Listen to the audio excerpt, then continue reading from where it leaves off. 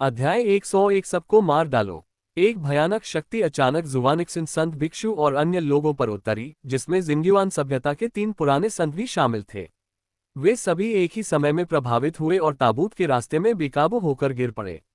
जो लोग अजीब स्थिति के कारण हवा में लटके हुए थे, जहां गुरुत्वाकर्षण बहुत भारी नहीं था, उनकी हालत और भी खराब थी। वे पहले टूटे हुए पंखों वाले पक्षियों की तरह जमीन पर गिरे और फिर भयभीत भाव से जमीन पर लेट गए। इस समय घुटने टेकने पर सभी को शर्म और गुस्सा महसूस हुआ, लेकिन वे बहुत डरे हुए भी थे। क्या ये स्वर्ग के सम्राट की शक्ति है? संत लुनमी भयभीत हो गए। स्वर्ग के सम्राट की शक्ति क्यों प्रकट होती है? उसे ये मत बताइए कि 10 साल के बच्चे में स्वर्ग के सम्राट की भयानक शक्ति है। क्या चल रहा है? जियांग वुडी, ताइजेन संत और अन्य मित्रवत वृद्ध संतों के चेहरे पर भी गहरा आश्चर्य व्यक्त हुआ। जियांग वुडी ने आश्चर्य से जियांग शियाओयाओ की ओर देखा और अविश्वास में पूछा, छोटे लड़के, तुमने स्वर्ग के सम्राट की शक्ति पर महारत हासिल कर ली है।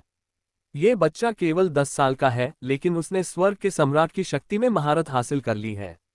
ये कैसे संभव है? इस समय न केवल जियांग वुडी, बल्कि ताओवादी पवित्र भूमि से ताइजेन संत और अन्य पुराने संत भी जियांग शियाओयाओ को घूर रहे थे, उसके जवाब की प्रतीक्षा कर रहे थे। वे इस दृश्य से इतने हैरान थे कि वे सभी जियांग शियाओयाओ से एक निश्चित उत्तर प्राप्त करना चाहते थे। हे, ये तो बस एक छोटी सी चाल है, बताने लायक नहीं है। जियांग जियाओयाओ मुस्कुराया। न स्वीकार न इनकार। उसे इन लोगों से ज्यादा बात करने की जरूरत नहीं थी। लेकिन जब वृद्ध संतों ने ये सुना तो वे बहुत प्रभावित हुए। कोई इनकार नहीं। आकाश, 10 साल की उम्र में ही उसने स्वर्ग के सम्राट की शक्ति प्राप्त कर ली थी। ये कैसा राक्षस है? बेशक एक और संभावना है, वह ये कि इस लड़के को स्वर्गीय ताबूत का अवसर मिला और इस प्रकार उसके पास कुछ विशेष क्षमताएं थीं। स्वर्गीय ताबूत अत्यंत रहस्यमय है, शायद इसमें कुछ ऐसी क्षमताएं हैं जिन्हें आम लोग नहीं समझ सकते। मित्र जियांग, मैं आपसे पूछना चाहता हूं कि क्या आपके पास स्वर्गीय ताबूत प्राप्त करने का मौका है? जेनरेन ताइक्सू ने जियांग जियाओयाओ को देखा। कई युगों से किसी को यह अवसर नहीं मिला। क्या इस व्यक्ति ने इसे ले लिया है? मुझे भी ऐसा ही लगता है। जियांग शियाओयाओ ने भी इससे इनकार नहीं किया। वैसे भी वह बाद में ताबूत को अपने शरीर के भीतर पवित्र दुनिया में रखने वाला था, इसलिए वह इसे छिपा नहीं सकता था और इसे छिपाने की कोई आवश्यकता भी नहीं थी। तुमने सचमुच समझ लिया। जियांग शियाओयाओ का सटीक उत्तर पाने के बाद संत ताइजेन के चेहरे पर एक जटिल भाव उभर आया। स्वर्गीय दफन ताबूत इतना रहस्यमय और शक्तिशाली है, कौन इसे अनुभव करने का मौका नहीं चाहेगा? यहाँ तक कि संत ताइजेन भी इसका अपवाद नहीं है। लेकिन आज इस लड़के को यह अवसर मिला है। भले ही उसने साधना में बड़ी सफलता हासिल की है, फिर भी वह ईर्ष्या महसूस किए बिना नहीं रह सकता। मुझे तो ऐसा भी लगा जैसे मैंने कुछ खो दिया है। लेकिन एक ही झटके में यह अजीब एहसास गायब हो गया, क्योंकि उसने अपने सबसे शक्तिशाली स्वर्गीय सम्राट से सुना था कि जियांग शियाओयाओ नाम का ये व्यक्ति बहुत ही असाधारण और असाधारण व्यक्ति है, जो भविष्य में स्थिति को बदलने में सक्षम हो सकता है। आज जब मैंने इसे देखा तो ये सचमुच सच था। जियांग शियाओयाओ, तुम मेरे साथ क्या करना चाहते हो? संत लुनमी स्वर्ग के सम्राट की शक्ति का विरोध करते हुए जमीन पर घुटनों के बल बैठ गए और कठिनाई से जियांग शियाओयाओ की ओर देखा। इस समय उसकी आंखें घबराहट से भरी हुई थीं। उसे एक स्पष्ट सा एहसास था कि वह यहीं मर सकता है। एक प्रतिष्ठित वृद्ध संत के रूप में उन्हें स्वर्गीय ताबूत में अजेय होना चाहिए था, लेकिन उन्होंने कभी उम्मीद नहीं की थी कि उनकी मृत्यु हो जाएगी। वह इसे स्वीकार नहीं कर सका। यदि उसकी मृत्यु उसी लोक के किसी व्यक्ति के हाथों हो जाए तो भी वह इसे स्वीकार कर लेगा। लेकिन वह इस तथ्य को स्वीकार करने को तैयार नहीं था कि उसकी मौत एक छोटे लड़के के हाथों हुई, और वह आक्रोश से भर गया। उसे यकीन था कि जियांग शियाओयाओ ऐसे भयानक तरीकों में महारत हासिल करने में सक्षम था, क्योंकि उसके पास स्वर्ग दफन ताबूत प्राप्त करने का मौका था। इस अवसर ने इस लड़के को यहाँ रहस्यमय तरीके अपनाने की अनुमति दी। अन्यथा यह समझाना असंभव होगा कि यह लड़का, जो स्पष्ट रूप से स्वर्ग का सम्राट नहीं था, उसके पास स्वर्ग के सम्राट की शक्ति क्यों थी। तुम मूर्ख हो, तुम्हें मुझसे ये पूछने की क्या जरूरत है कि मैं क्या करने जा रहा हूँ? इस समय जियांग शियाओयाओ ने संत लुनमी को तिरस्कार भरी नजरों से देखा। अगर तुमने मुझे मार दिया तो संसार पैलेस तुम्हें जाने नहीं देगा। तुम्हारे कारण संत कुल युद्ध शुरू हो जाएगा। तब तक कुछ से अधिक लोग मर जाएंगे। ध्यान से सोचो। विनाश चक्र के संत को धमकी दी गई। ओह, क्या तुम भी अभी मेरे अजेय पूर्वज को मारना नहीं चाहते थे? क्या तुम्हें संतों के बीच युद्ध छिड़ने का डर नहीं है? जब दूसरे तुम्हें मारते हैं तो तुम न्याय की बात क्यों करते हो, लेकिन जब तुम दूसरों को मारते हो तो उसे हल्के में लेते हो। दुनिया में ऐसा कोई तर्क नहीं है। तुम एक बूढ़े संत हो, कितने मूर्ख हो। चूंकि तुम्हें भौंकना पसंद है, इसलिए मैं तुम्हें पहले अपने रास्ते पर भेज दूंगा। जियांग शियाओयाओ ने अपनी आंखों में ठंडी नजर के साथ यह कहा। संत लुनमी का चेहरा पूरी तरह बदल गया, लेकिन फिर उनके चेहरे पर अभिव्यक्ति पूरी तरह से जम गई, सारी जीवंतता गायब हो गई और वह एक मृत पेड़ की तरह जमीन पर गिर पड़े। क्या बाकी लोग भयभीत हो गए? विनाश चक्र के संत बस ऐसे ही मर गए। मैं तुम लोगों के साथ अपना समय बर्बाद नहीं करना चाहता।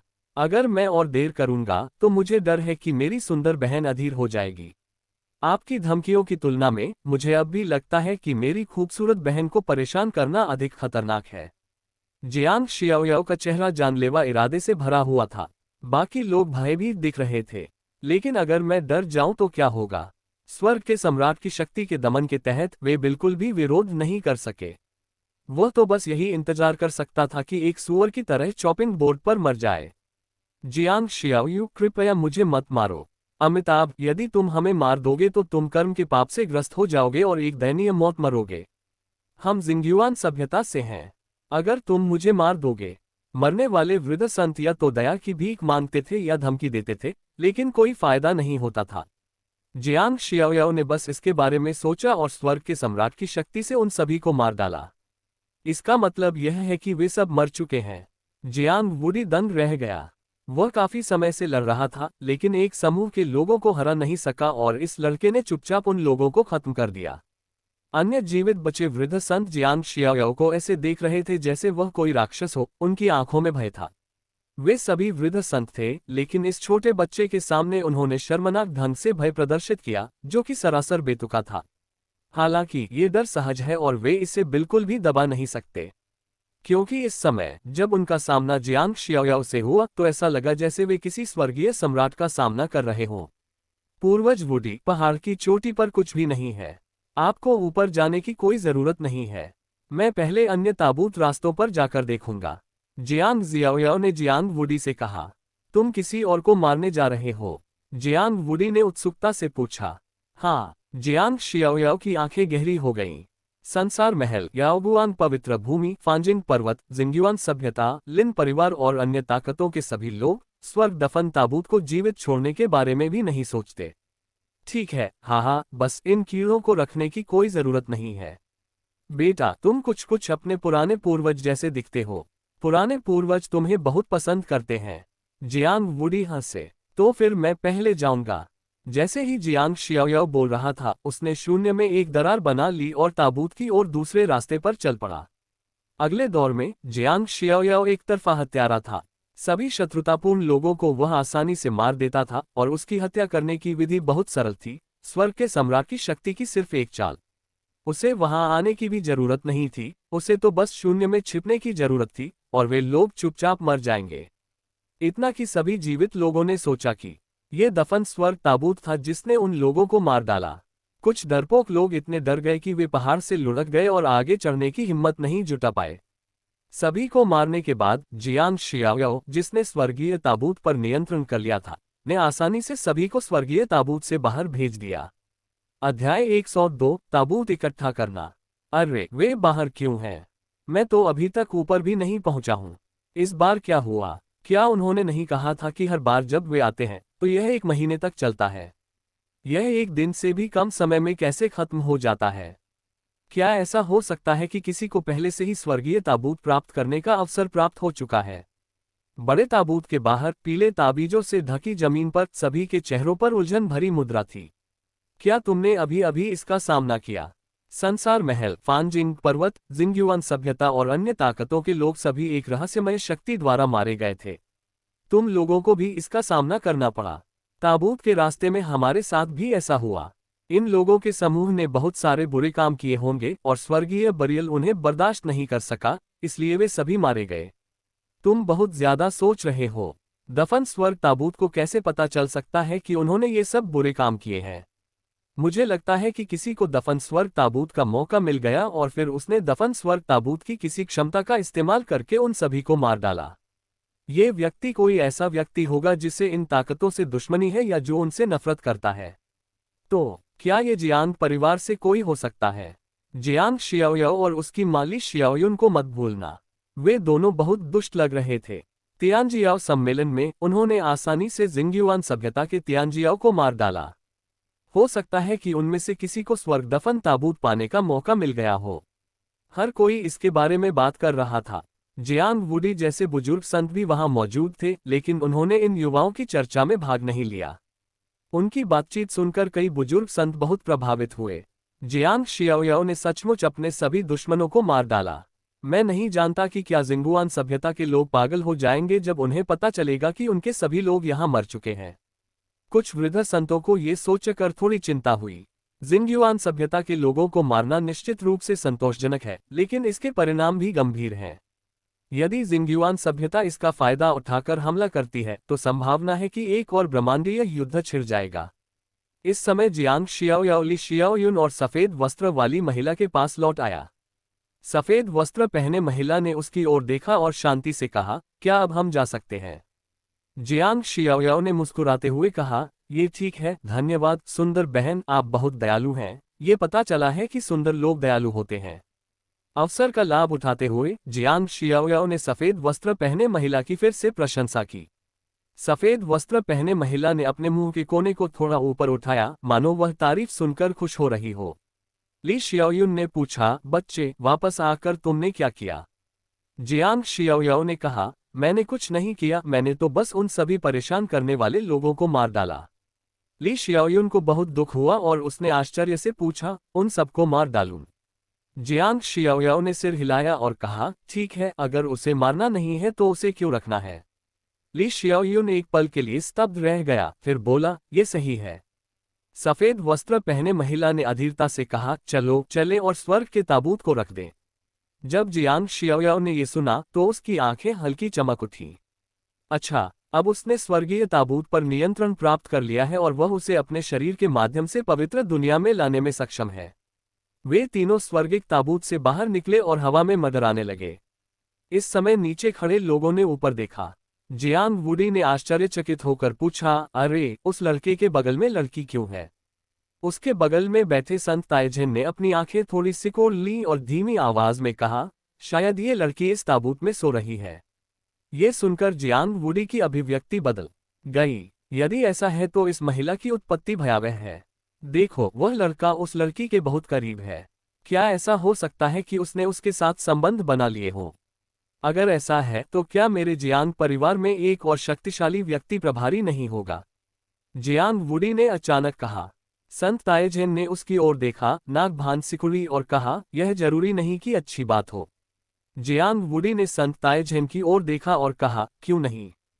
क्या आप ताओवादी ईर्ष्यालु हैं? संत ताइजेन ने अपना सिर हिलाया और कहा, अगर वह महिला स्वर्ग दफन ताबूत की मालिक है और स्वर्ग दफन ताबूत की शक्ति को देखते हुए यह महिला बेहद शक्तिशाली होनी चाहिए। अगर हम गलती से उसे नाराज कर दें तो सभी लोग परेशानी में पड़ जाएंगे। इसके अलावा यह महिला किसी उच्च ब्रह्मांडीय सभ्यता से होनी चाहिए जिसके बारे में हम नहीं जानते। उसके अस्तित्व से उन सभ्यताओं को आकर्षित करने की बहुत संभावना है। तब तक आपको क्या लगता है कि हमारी ब्रह्मांडीय सभ्यता का अंत क्या होगा? जियांग वुडी के चेहरे से मुस्कान गायब हो गई। जब आप इसके बारे में सोचते हैं तो यह भयानक लगता है। ओह, मैं सती हूँ। जियांग वुडी ने आह भरी। इस समय हवा में जियांग शियाओयाओ अपने सामने विशाल दफन स्वर्ग ताबूत को देख रहा था। एक विचार के साथ उसने दफन स्वर्ग ताबूत को सिकुड़ने का आदेश भेजा। हालांकि ताबूत क्षतिग्रस्त हो गया था, फिर भी यह अपना आकार बदल सकता था। और उसके यह विचार भेजने के तुरंत बाद दफन स्वर्ग ताबूत सभी की हैरान आंखों के सामने सिकुड़ता रहा। अरे, स्वर्ग का ताबूत छोटा क्यों हो रहा है? क्या कोई इस खजाने को इकट्ठा करने की कोशिश कर रहा है? ये ऊपर बताए गए 3 लोग ही होंगे। मैंने कहा था कि जिन्हें स्वर्गीय ताबूत प्राप्त करने का मौका मिला है वे जियांग शियाओयाओ और उसकी मां ही होंगे। इतना निश्चित मत बनो। क्या उनके बगल में कोई अजीब औरत नहीं है? मुझे लगता है कि वह औरत शायद स्वर्ग के ताबूत से निकली होगी। भीड़ की भयभीत निगाहों के सामने विशाल स्वर्गीय ताबूत, जो हजारों फीट आकार का था, कुछ ही सांसों में सिकुड़कर केवल कुछ फीट के आकार का रह गया और जियांग शियाओयाओ और अन्य 2 के सामने तैरने लगा। इस समय जियांग शियाओयाओ उत्साह से स्वर्ग दफन ताबूत की तरफ उड़ गया और उस पर अपना हाथ रख दिया। अगले ही क्षण स्वर्गीय ताबूत उस स्थान से गायब हो गया। जियांग शियाओयाओ के पवित्र क्षेत्र में बीच में स्थित छोटे ब्रह्मांडीय पत्थर के ऊपर एक प्राचीन कांस्य ताबूत कहीं से प्रकट हुआ। जिस क्षण ये प्रकट हुआ, इसका आकार बढ़ता गया और एक पल में ये कई हजार फीट बड़ा हो गया। ये स्वर्गीय दफन ताबूत है। यह एक स्वर्गीय दफन ताबूत में बदल गया जो हजारों फीट बड़ा था, जो धीरे धीरे छोटे ब्रह्मांड पत्थर से 1 इंच ऊपर तैर रहा था। दूर से देखने पर ऐसा लग रहा था कि दोनों एक दूसरे से चिपके हुए हैं। आसपास की पवित्र दुनिया की शक्ति धीरे धीरे स्वर्गीय ताबूत की ओर एकत्रित हुई और ताबूत द्वारा अवशोषित कर ली गई। हालांकि मैं कोई स्वर्गीय सम्राट नहीं हूं और मेरे पास कोई आंतरिक ब्रह्मांड नहीं है, फिर भी मेरी ऊर्जा इस ताबूत की मरम्मत कर सकती है और इसकी गति एक साधारण स्वर्गीय सम्राट की तुलना में कहीं अधिक तेज है। जियांग शियाओयाओ को जब आत्मनिरीक्षण के माध्यम से ये दृश्य पता चला तो वह बहुत प्रसन्न हुआ। उनका पवित्र क्षेत्र न केवल स्वर्गीय ताबूत को ले जा सकता है, बल्कि उसकी मरम्मत भी कर सकता है। स्वर्गीय ताबूत को लेने के बाद जियांग शियाओयाओ ने सफेद वस्त्र पहने महिला की ओर मुस्कुराते हुए कहा, सुंदर बहन, मैं देख रहा हूं कि फिलहाल आपके पास जाने के लिए कोई जगह नहीं है। आप पहले मेरे घर क्यों नहीं जाती? मुझे नहीं लगता कि आपकी याददाश्त वापस पाने में आपकी मदद करना जरूरी है। सफेद वस्त्र पहने महिला ने भौहें सिकुड़ी, इस बारे में सोचा, फिर सहमति में सिर हिलाया। जियांग शियाओयाओ ने हल्का सा मुस्कुराते हुए कहा, चलो चले माँ, चलो वापस चले। तीनों जाने ही वाले थे कि अचानक एक आकृति उनके सामने प्रकट हुई। वह एक बूढ़ा ताओवादी पुजारी था जिसकी लंबी दाढ़ी और बाल थे, उसके सिर पर जूड़ा था। वह काले और सफेद ताओवादी लबादे और मुकुट पहने हुए था। वह ताओवादी संत की तरह ही अमर लग रहा था, लेकिन उसका स्वभाव ताओवादी संत से भी ज्यादा मजबूत था। हालांकि वह सहज और शांत दिख रहा था, लेकिन जब जियांग शियाओयाओ ने इस आदमी को देखा तो उसका दिल बेवजह धड़क उठा।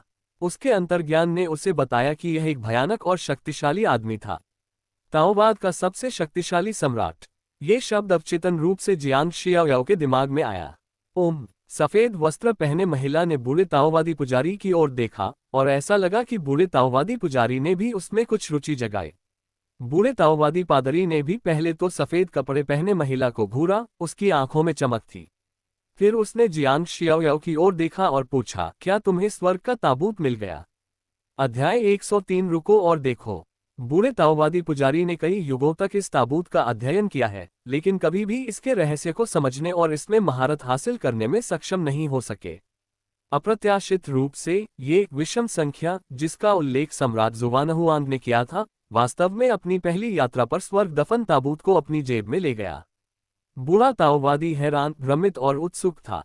वह ये भी जानना चाहता था कि स्वर्गीय ताबूत किस प्रकार का खजाना है, वह कहाँ से आया है और क्या इसका अस्तित्व ब्रह्मांड के लिए खतरा पैदा करेगा। बूढ़े ताओवादी पुजारी, आप ताओवादी किंवदंती में सबसे शक्तिशाली स्वर्गीय सम्राट हैं, है ना? जियांग शियाओयाओ ने बूढ़े ताओवादी पुजारी को कोई जवाब नहीं दिया, बल्कि बड़ी दिलचस्पी के साथ बूढ़े ताओवादी पुजारी की पहचान के बारे में पूछा। जियांग शियाओयाओ भी ताओवादी पवित्र भूमि के सबसे शक्तिशाली स्वर्गीय सम्राट के बारे में जिज्ञासा से भरा हुआ था। वह वास्तव में जानना चाहता था कि यह सबसे शक्तिशाली स्वर्गीय सम्राट कितना शक्तिशाली था और वह जिंगुआन सभ्यता के खिलाफ क्यों लड़ सकता था, जो मूल ब्रह्मांड सभ्यता से 3 गुना अधिक शक्तिशाली थी, और जिंगुआन सभ्यता उससे क्यों डरती थी, और उसे दफन स्वर्ग ताबूत से कौन सा खजाना मिला जिससे उसकी ताकत बहुत बढ़ गई। बूढ़े और जवान आदमी, जिनकी उम्र में लगभग 9 युगों का अंतर था, दोनों को इस समय अपनी अपनी शंकाएं थीं। वे दोनों एक दूसरे से जवाब जानना चाहते हैं। मैं सबसे शक्तिशाली सम्राट बनने के लायक नहीं हूँ। होनमैन स्पेस विशाल और असीम है और रहस्यों से भरा है। हम शायद इस स्पेस के सबसे उजाड़ और सीमांत क्षेत्रों में कमजोर प्राणी हैं। होनमैन स्पेस की दूर की गहराई में एक सुपर शक्तिशाली सभ्यता होनी चाहिए जिसकी हम कल्पना भी नहीं कर सकते। इसलिए मेरे दोस्त, हमें अभी भी आगे बढ़ना है और सबसे मजबूत होने का दावा करना अयोग्य है। बूढ़ा ताओवादी पादरी बहुत विनम्र था और उसने अपना सिर हिलाया। बोलते समय उसने फिर से सफेद वस्त्र पहने महिला की ओर देखा। बूढ़े ताओवादी पुजारी की नज़र में सफेद वस्त्र पहने यह अजीब महिला किसी अलौकिक ब्रह्मांडीय सभ्यता से हो सकती है। इसलिए बूढ़ा ताओवादी पुजारी सफेद वस्त्र पहने महिला के प्रति उत्सुक और सतर्क था। वह सफेद वस्त्र पहने महिला से अलौकिक सभ्यताओं के बारे में अधिक जानकारी प्राप्त करना चाहता था, लेकिन वह उसे नाराज करने से डरता था और सीधे पूछने की हिम्मत नहीं जुटा पाया। मैं समझता हूँ, जियांग जियाओयाओ ने कहा। मास्टर, आप स्वर्ग के ताबूत का रहस्य जानना चाहते हैं, है न? क्यों न हम पहले चले और बातचीत करने के लिए कोई उपयुक्त स्थान खोजें, और फिर मैं आपको विस्तार से बता सकता हूँ। मेरी सुंदर बहन अभी अभी गहरी नींद से जागी है और बाहरी दुनिया के बारे में उत्सुकता से भरी हुई है। वह इसके बारे में और अधिक जानना चाहती है, लेकिन उसके लिए यहाँ लंबे समय तक रहना सुविधाजनक नहीं है, जियांग शियाओयाओ ने धीमी आवाज में कहा।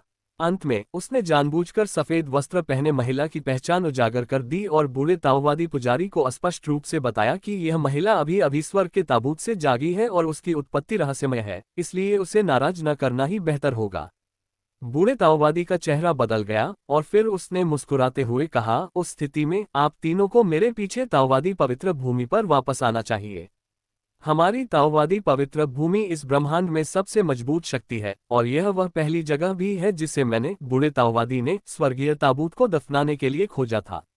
हम कई रहस्यों के बारे में सबसे अधिक जानकार हैं। चलो एक जगह ढूंढते हैं और चाय पीते हुए इसके बारे में विस्तार से बात करते हैं। वैसे मैं, बूढ़ा ताओवादी, ये भी देखूंगा कि छोटा दोस्त जियांग क्या करने में सक्षम है।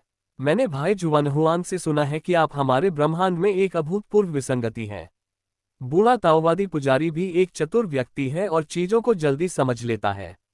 उन्होंने ये भी कहा कि वह श्वेत वस्त्रधारी महिला की रुचि जगाने के लिए स्वर्गीय ताबूत की खोज करने वाले पहले व्यक्ति थे।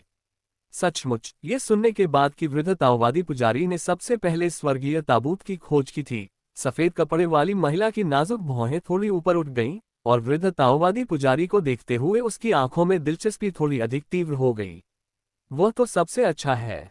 धन्यवाद, वृद्ध ताओवादी पुजारी, जियांग शियाओयाओ ने थोड़ा झुककर कहा। उसके बगल में ली शियाओयुन ने भी थोड़ा सा सिर झुकाया। सफेद वस्त्र पहने महिला बिना कुछ बोले चुपचाप खड़ी रही। पुराने ताओवाद का अनुसरण करें।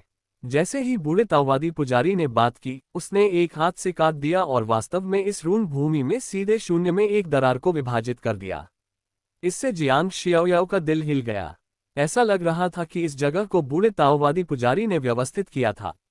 अन्य लोग यहाँ शून्य को नहीं तोड़ सकते थे, लेकिन वह व्यवस्था करने वाले के रूप में ये कर सकता था।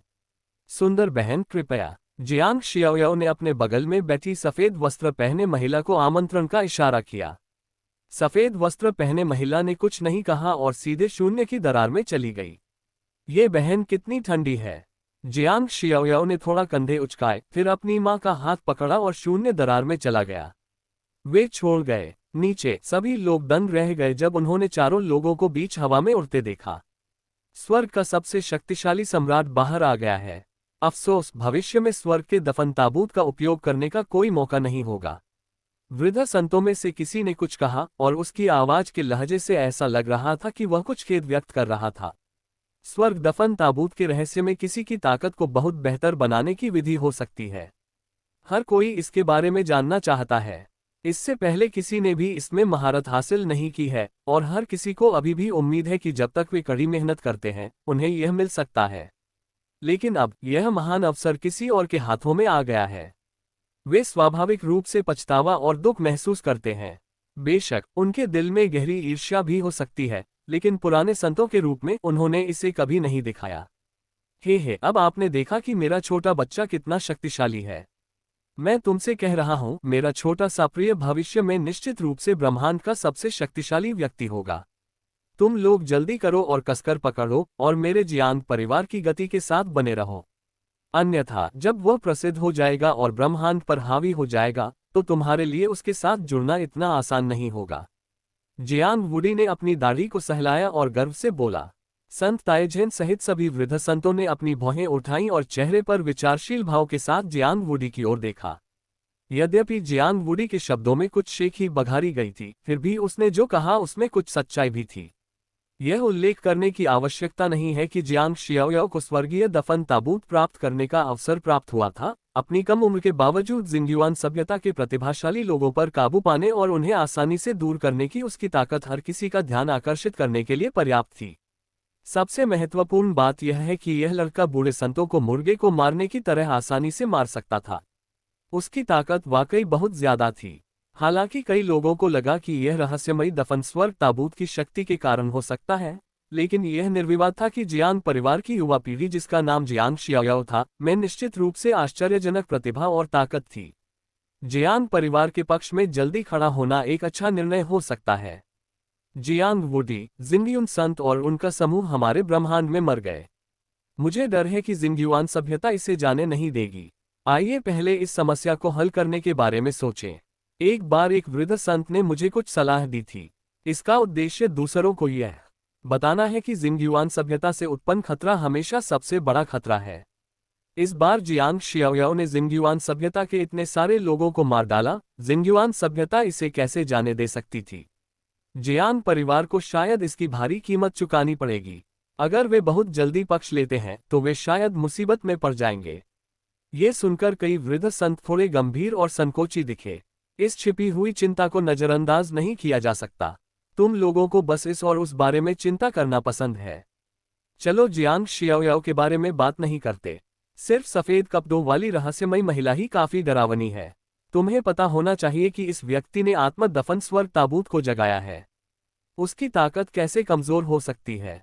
अब से जियानिक्सिंग घाटी जियांग परिवार के साथ एक ही नाव में रहने और सम्मान और अपमान साझा करने के लिए दृढ़ संकल्प है। जियानिक्सिंग घाटी के बूढ़े संत ने दृढ़तापूर्वक कहा, मेरे हुआनयुए हवेली का भी यही हाल है। हुआनयुए हवेली की एक बूढ़ी महिला जिसके चेहरे पर झुर्रियां थीं, ने भी यही कहा। बाकी लोग चुप रहे। हर कोई जानता है कि ये दोनों ताकतें जियांग परिवार के साथ एक ही नाव में हैं, इसलिए यह आश्चर्य की बात नहीं है कि वे इतने निर्णायक रूप से एक ही पक्ष में खड़े हैं। लेकिन अन्य लोग ऐसा नहीं करते। उन्हें और अधिक विचार करना पड़ता है, इसलिए अधिक लोग प्रतीक्षा करके देखना पसंद करते हैं। अध्याय 104 ग्रे लाइट। संत ताइजेन ने भीड़ पर नजर डाली और गंभीरता से कहा, चाहे आप कोई भी चुनाव करें, कृपया यह न भूलें कि हम सभी एक ही यानहुआन ब्रह्मांडीय सभ्यता से हैं। जब हम ब्रह्मांड से बाहर की सभ्यताओं का सामना करते हैं तो हमें बाहरी दुनिया का सामना करने के लिए एकजुट होना चाहिए और कभी भी आंतरिक कलह का कारण नहीं बनना चाहिए। ऐसा करने से न केवल हमारा अपना हाथ कट जाएगा, बल्कि अन्य ब्रह्मांडीय सभ्यताएं भी हमारा मजाक उड़ाएंगी। यही तो संत ताइजेन ने कहा था। बाकी लोगों ने सिर हिलाया और कुछ नहीं कहा। सभी लोग तुरंत चले गए। संत ताइजेन अन्य शक्तियों की प्रतिभाओं के पास उड़ गए और अपनी पवित्र शक्ति के साथ उन्होंने सभी को रून भूमि से दूर ले गए। भीड़ में जियांग तियानमिन शुरू से अंत तक चुप रहा और किसी को पता नहीं चला कि वह क्या सोच रहा था। उसने अभी अभी जियांग शियाओ की क्षमता देखी थी और अपनी आंखों से देखा था कि यह छोटा भाई, जो उससे 1 साल से भी कम उम्र का था, उसने स्वर्ग दफन ताबूत प्राप्त किया जिसे स्वर्ग का सम्राट भी प्राप्त करना चाहता था। स्वर्ग दफन ताबूत में उसके प्रदर्शन ने सभी को चौंका दिया। अगर वह अभी भी यह कल्पना नहीं कर सकता कि जियांग शियाओ की ताकत शायद उससे कहीं ज्यादा है, तो वह मूर्ख होगा। मैंने सोचा था कि अगर मैं पर्याप्त मेहनत करूं तो मैं उनसे आगे निकल सकता हूं, लेकिन मैंने कभी नहीं सोचा कि मैं बहुत ज्यादा सोच रहा हूं। मुझे डर है कि अगर मैं दिन रात अभ्यास भी करूं तो भी मैं उनसे आगे नहीं निकल पाऊंगा। जियांग तियानमिन का दिल कड़वाहट से भर गया। वह भी एक अद्वितीय प्रतिभाशाली व्यक्ति थे, लेकिन जियांग शियाओ के सामने वे फीके पड़ गए। ताओवादी स्वर्गीय सम्राट महल। वृद्ध ताओवादी पुजारी ने व्यक्तिगत रूप से ताओवाद के संत से चाय लाने के लिए कहा और फिर वह और जियांग शियाओ हॉल में पैतृक लकड़ी की मेज पर बैठ गए। खैर, ये चाय अच्छी है, इससे पहले मैंने जो ध्यान चाय पी थी उससे कहीं बेहतर है। क्या ये ज्ञानवर्धक चाय है? चाय का एक घूंट लेने के बाद जियांग शियाओ ने आश्चर्य से पूछा। ये चाय सचमुच बहुत स्वादिष्ट है और आत्मज्ञान प्राप्त करने में सहायक हो सकती है। बिल्कुल, वृद्ध ताओवादी ने हल्का सा मुस्कुराया और उसने भी एक घूंट पिया।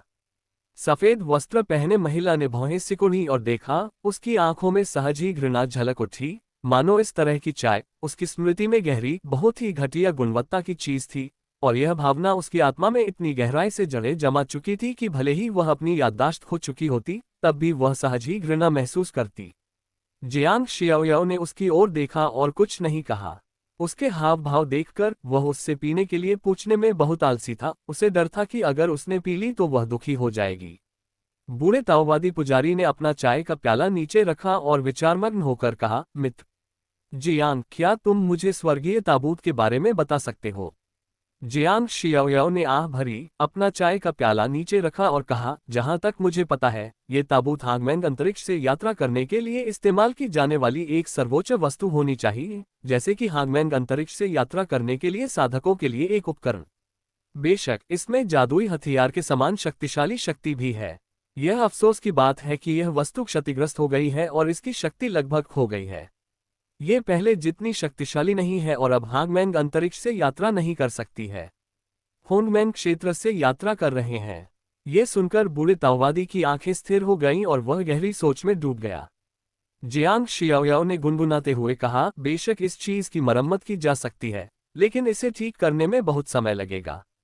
इसे ठीक करने का सबसे तेज तरीका 5 बड़े ब्रह्मांडीय पत्थरों का उपयोग करना है। लेकिन ये 5 बड़े ब्रह्मांडीय पत्थर हैं। एक बड़ा ब्रह्मांडीय पत्थर ढूंढना बेहद मुश्किल है। हम 5 कैसे ढूंढ सकते हैं? और अगर हमारे पास 5 बड़े ब्रह्मांडीय पत्थर हैं तो हम उनका उपयोग अपने ब्रह्मांडीय मूल को मजबूत करने के लिए कर सकते हैं। बूढ़े ताओवादी पुजारी का ध्यान भंग हुआ और उसने आश्चर्य से जियांग शियाओयाओ की ओर देखा। आपको 5 बड़े ब्रह्मांडीय पत्थरों की आवश्यकता है। मैंने लगभग 9 युगों तक आसपास के होंगमेंग क्षेत्र की यात्रा की है, लेकिन मुझे कभी भी एक बड़ा ब्रह्मांडीय पत्थर नहीं मिला। मुझे उम्मीद नहीं थी कि मुझे एक ताबूत की मरम्मत के लिए 5 की आवश्यकता होगी। मैं कल्पना भी नहीं कर सकता कि इसकी चरम शक्ति कितनी भयानक है। जियांग शियाओयाओ ने उत्सुकता से पूछा, गुरुजी, क्या महान ब्रह्मांडीय पत्थर को ढूंढना इतना कठिन है? बूढ़े ताओवादी ने आह भरते हुए कहा, बेशक यह मुश्किल है। होंगमेंग अंतरिक्ष बहुत विशाल है। ब्रह्मांड इसमें बस एक नगण्य बिंदु है और वह स्थान जहां महान ब्रह्मांडीय पत्थर का प्रजनन किया जा सकता है, वह भी बस एक नगण्य बिंदु है। यदि आप इतने बड़े पैमाने पर प्रजनन स्थल खोजना चाहते हैं तो यह एक साधारण व्यक्ति के लिए विशाल ब्रह्मांड में निर्दिष्ट धूल को खोजने जैसा है। आप कल्पना कर सकते हैं कि यह कितना मुश्किल है। ये सुनकर जियांग शियाओयाओ चुप रहा। ऐसा कहते ही खोज की कठिनाई तुरंत उसके दिमाग में ठोस रूप से उभर आई। बूढ़े ताओवादी पुजारी ने विषय को वापस स्वर्ग दफन ताबूत पर लाया और कहा, आपने जो कहा उसके अनुसार इस ताबूत की उत्पत्ति वास्तव में अत्यंत रहस्यमय है। इसके पीछे की सभ्यता शायद हमारी कल्पना से कहीं परे है। अगर उस सभ्यता के लोग उस भावर बिंदु के माध्यम से हमारे ब्रह्मांड में आए, तो मुझे डर है कि हमारी सभ्यता इसका विरोध करने में शक्तिहीन हो जाएगी। अपने भाषण के अंत में वृद्ध ताओवादी पादरी चिंतित हो गए। जियांग जियाओयाओ भी चुप था। बेशक वह परिणाम की कल्पना कर सकता था। ली शियाओयुन ने चिंतित भाव से उनकी बातें सुनी। उनका ब्रह्मांड बहुत कमजोर था और तेज हवा के विनाश का सामना नहीं कर सकता था। जियांग शियाओयाओ ने एक पल सोचा और सहजता से कहा, अरे, अभी तक कुछ नहीं हुआ है, बहुत ज्यादा चिंता करने की जरूरत नहीं है, बस वही करो जो तुम्हें करना चाहिए। जो तुम्हें करना चाहिए वही करो। जिन अवसरों के लिए तुम्हें लड़ना चाहिए उनके लिए लड़ो। अपनी ताकत को बेहतर बनाने के लिए अपना सर्वश्रेष्ठ करो और बाकी को भाग्य पर छोड़ दो। इसके अलावा तुम्हारे पास कई युगों से ये ताबूत है और इस अवधि के दौरान कुछ भी नहीं हुआ है। यह असंभव है कि तुम इस तरह के संकट का तुरंत सामना करो। बेशक पुराने ताओवादी पुजारी भी इस सिद्धांत को समझते थे, लेकिन इस छिपे हुए खतरे को गंभीरता से लिया जाना चाहिए। ये ठीक इसलिए था क्योंकि कई युग बीत चुके थे और उन्हें लगा कि ऐसा कभी भी हो सकता है। सबके मौन के बीच सफेद वस्त्र पहने महिला ने बूढ़े ताओवादी पुजारी की ओर देखा और पूछा, आपको ये ताबूत कहाँ मिला? बूढ़े ताओवादी पुजारी ने सफेद वस्त्र पहने महिला की ओर देखा और बिना किसी हिचकिचाहट के उत्तर दिया, हमारे ब्रह्मांड से 81 तियांडी वर्ष दूर एक आदिम भावर बिंदु है। जब मैंने इसका सामना किया तो ये स्तर उस भावर बिंदु के पास तैर रहा था। सफेद वस्त्र पहने महिला ने भौहें सिकुड़ी, फिर पूछा, जब आपको ये ताबूत मिला तो क्या आपको कुछ और भी मिला? उदाहरण के लिए अन्य लोग? बूढ़े ताओवादी ने अपना सिर हिलाया और कहा, नहीं। जब मुझे ये ताबूत मिला तो यह अमृत के समान था। मैं इसे बिल्कुल भी नहीं खोल सका। लेकिन उस समय ताबूत के मुंह के पास एक विशेष ग्रे लाइट बॉल थी। उस लाइट बॉल को पाने के बाद मेरी ताकत बहुत बढ़ गई। अगर इसमें कुछ खास है तो वह बस यही है। लेकिन अभी तक मैं यह नहीं पहचान पाया हूं कि वह ग्रे लाइट बॉल क्या है। ये चीज स्पष्ट रूप से एक छोटा ब्रह्मांड पत्थर नहीं है, लेकिन यह एक छोटे ब्रह्मांड पत्थर की तरह स्वर्ग के सम्राट की ताकत को बढ़ा सकता है और वृद्धि की डिग्री एक छोटे ब्रह्मांड पत्थर की तुलना में कहीं अधिक है। यह मामला कोई बड़ा रहस्य नहीं है। बहुत से लोग जानते हैं कि उसे यह अवसर दफन स्वर्ग ताबूत से मिला था, इसलिए बूढ़े ताओवादी पुजारी ने इसे छिपाना नहीं चुना। उसे लगा कि सफेद कपड़े वाली महिला से कबूल करना अधिक उचित होगा। यह महिला दफन स्वर्ग ताबूत के पीछे की सभ्यता से आई थी, इसलिए उसे नाराज न करना बेहतर है। उन्होंने आशा की एक किरण भी दिखाई तथा सफेद वस्त्र पहने महिला से यह जानने की उम्मीद जताई कि वह ग्रे प्रकाश गेंद क्या है। ग्रे प्रकाश। सफेद वस्त्र पहने महिला ने भौहें सिकुड़ी और गहरी सोच में डूब गई। अवसर का लाभ उठाते हुए जियांग शियाओयाओ ने आश्चर्य से पूछा, मास्टर, छोटे ब्रह्मांडीय पत्थर के अलावा क्या स्वर्ग के सम्राट के आंतरिक ब्रह्मांड को मजबूत करने का कोई और तरीका है? बूढ़े ताओवादी पुजारी ने धीरे से सिर हिलाया, हाँ, लेकिन मैं अभी भी ये पता नहीं लगा सका हूं कि प्रकाश की वह धूसर गेंद क्या है। इतना रहस्यमय। जियांग शियाओयाओ और भी अधिक आश्चर्यचकित था। ऐसा लगता है कि हॉन्गमैन स्पेस का रहस्य उसकी कल्पना से कहीं परे है। शायद यह वैसा ही है जैसा कि पुराने ताओवादी पुजारी ने कहा था, वह स्थान जहां उनका ब्रह्मांड स्थित है, हॉन्गमैन अंतरिक्ष में सबसे सीमांत और बंजर स्थान है। बूढ़े ताओवादी ने अचानक जियांग शियाओयाओ को देखकर मुस्कुराते हुए कहा, मैंने भाई जुआनहुआंग से सुना है कि आपके पास एक अत्यंत प्रतिभाशाली प्रतिभा है। मुझे आश्चर्य है कि क्या आप इसे मुझे दिखा सकते हैं। हालांकि मुझे भाई जुआनहुआंग पर भरोसा है, मैं वास्तव में इसे अपनी आंखों से देखना चाहता हूं। जियांग शियाओयाओ ने थोड़ा मुस्कुराते हुए कहा, बेशक आप ऐसा कर सकते हैं। फिर पुराने ताओवादी पुजारी इसका ध्यान रखेंगे। जैसे ही उसने बात की, जियांग शियाओयाओ ने अपने शरीर में मौजूद 27 पुश्तैनी नसों को छोड़ दिया जो 10 गुना मजबूत हो गई थी। उसने अभी भी क्षयकारी कबीले के खून को छुपाया था और साथ ही अपने पूरे शरीर में फैली सर्वोच्च तलवार की हड्डियों की शक्ति को भी छोड़ दिया। एक क्षण में रक्त की शक्तिशाली आभा और तलवार की हड्डियों की शक्ति ने स्वर्ग के सम्राट के महल को भर दिया। अध्याय 105 ताओवादी बोधि गुफा। कितने वंश हैं? यहां तक कि शांत रहने वाला बूढ़ा ताओवादी पुजारी भी इस क्षण में आश्चर्यचकित हुए बिना नहीं रह सका। एक व्यक्ति के शरीर में वास्तव में 20 से अधिक रक्तरेखाएं होती हैं और उनमें से प्रत्येक बहुत शक्तिशाली होती है। तलवार की हड्डियों की शक्ति के अलावा मुझे डर है कि उसका पूरा शरीर तलवार की हड्डियों से बना है। यहां तक कि सफेद वस्त्र पहने महिला भी जियांग शियाओयाओ द्वारा प्रदर्शित प्रतिभा से आकर्षित हुई और उसकी ओर देखने लगी।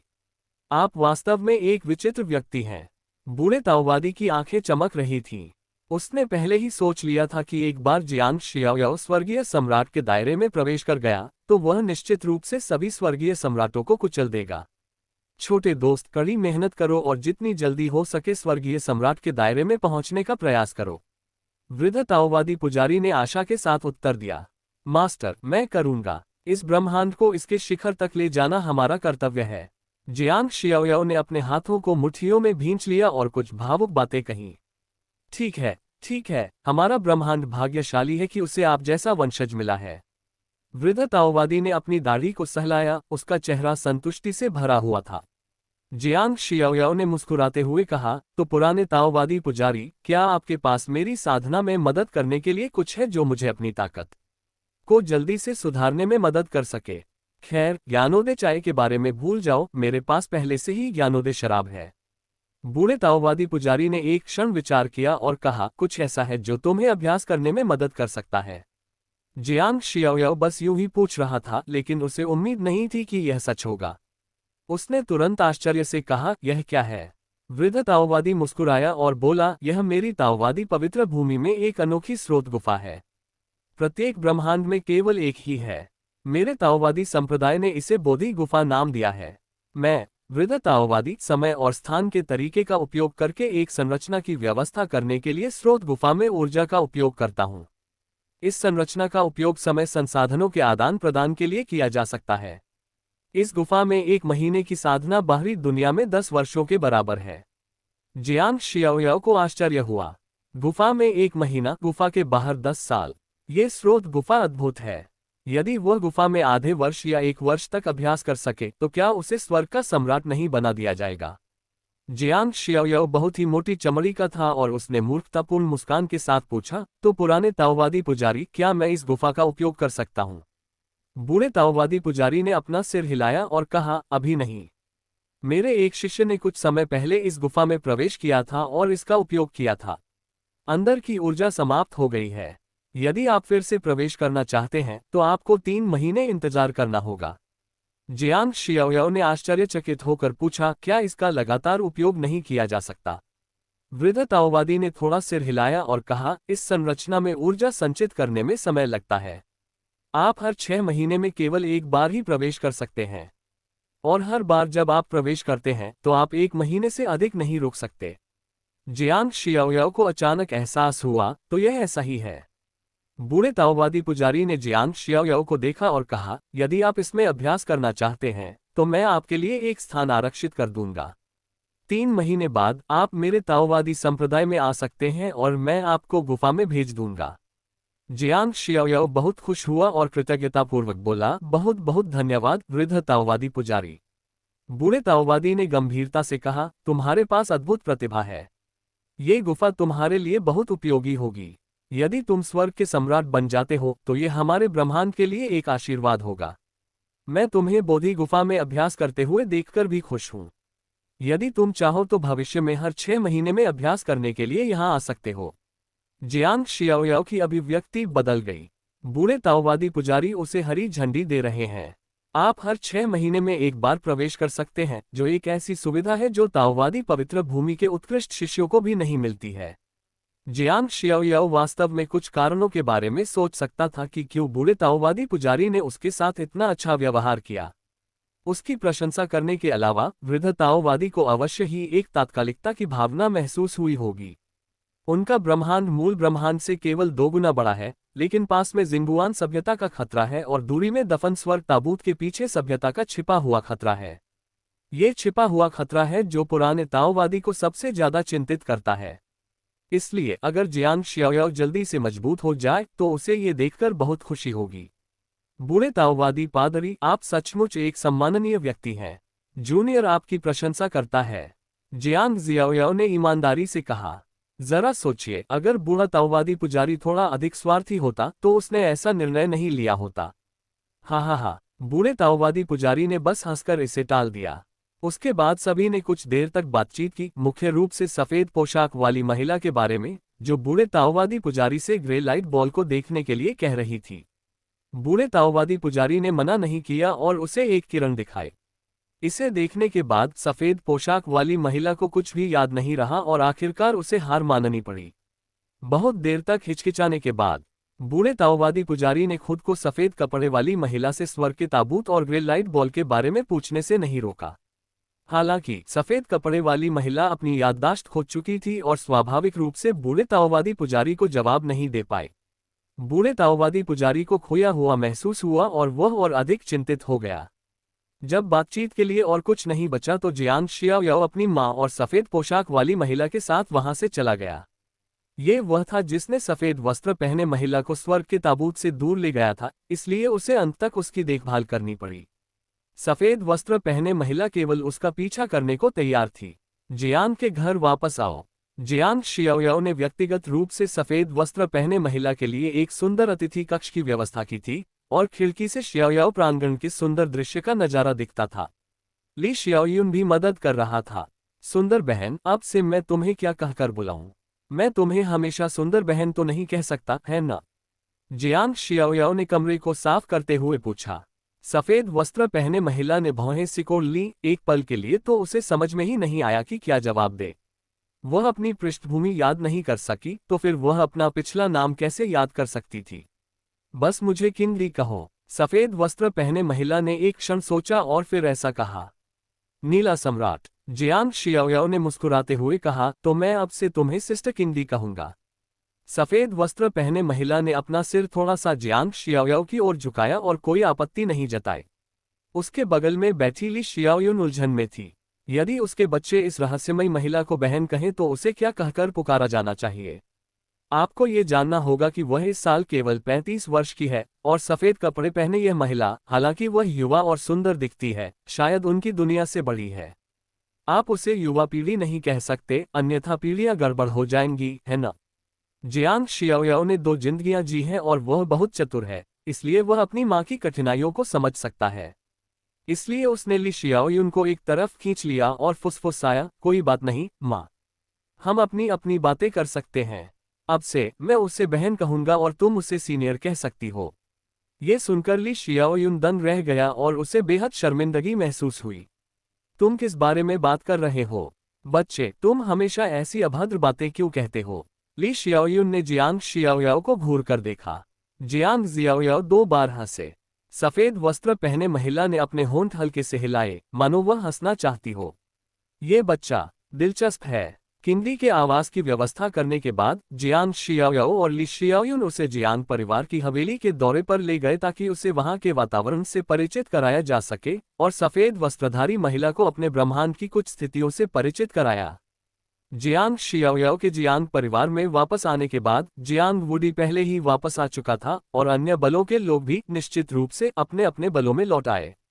द सेकेंड डे, संसार के हॉल, फांजिंग माउंटेन और याओगुआन पवित्र भूमि जैसी ताकतें ये सुनकर हैरान रह गईं कि बाकी सभी लोग लौट आए हैं, लेकिन उनके लोग नहीं लौटे हैं।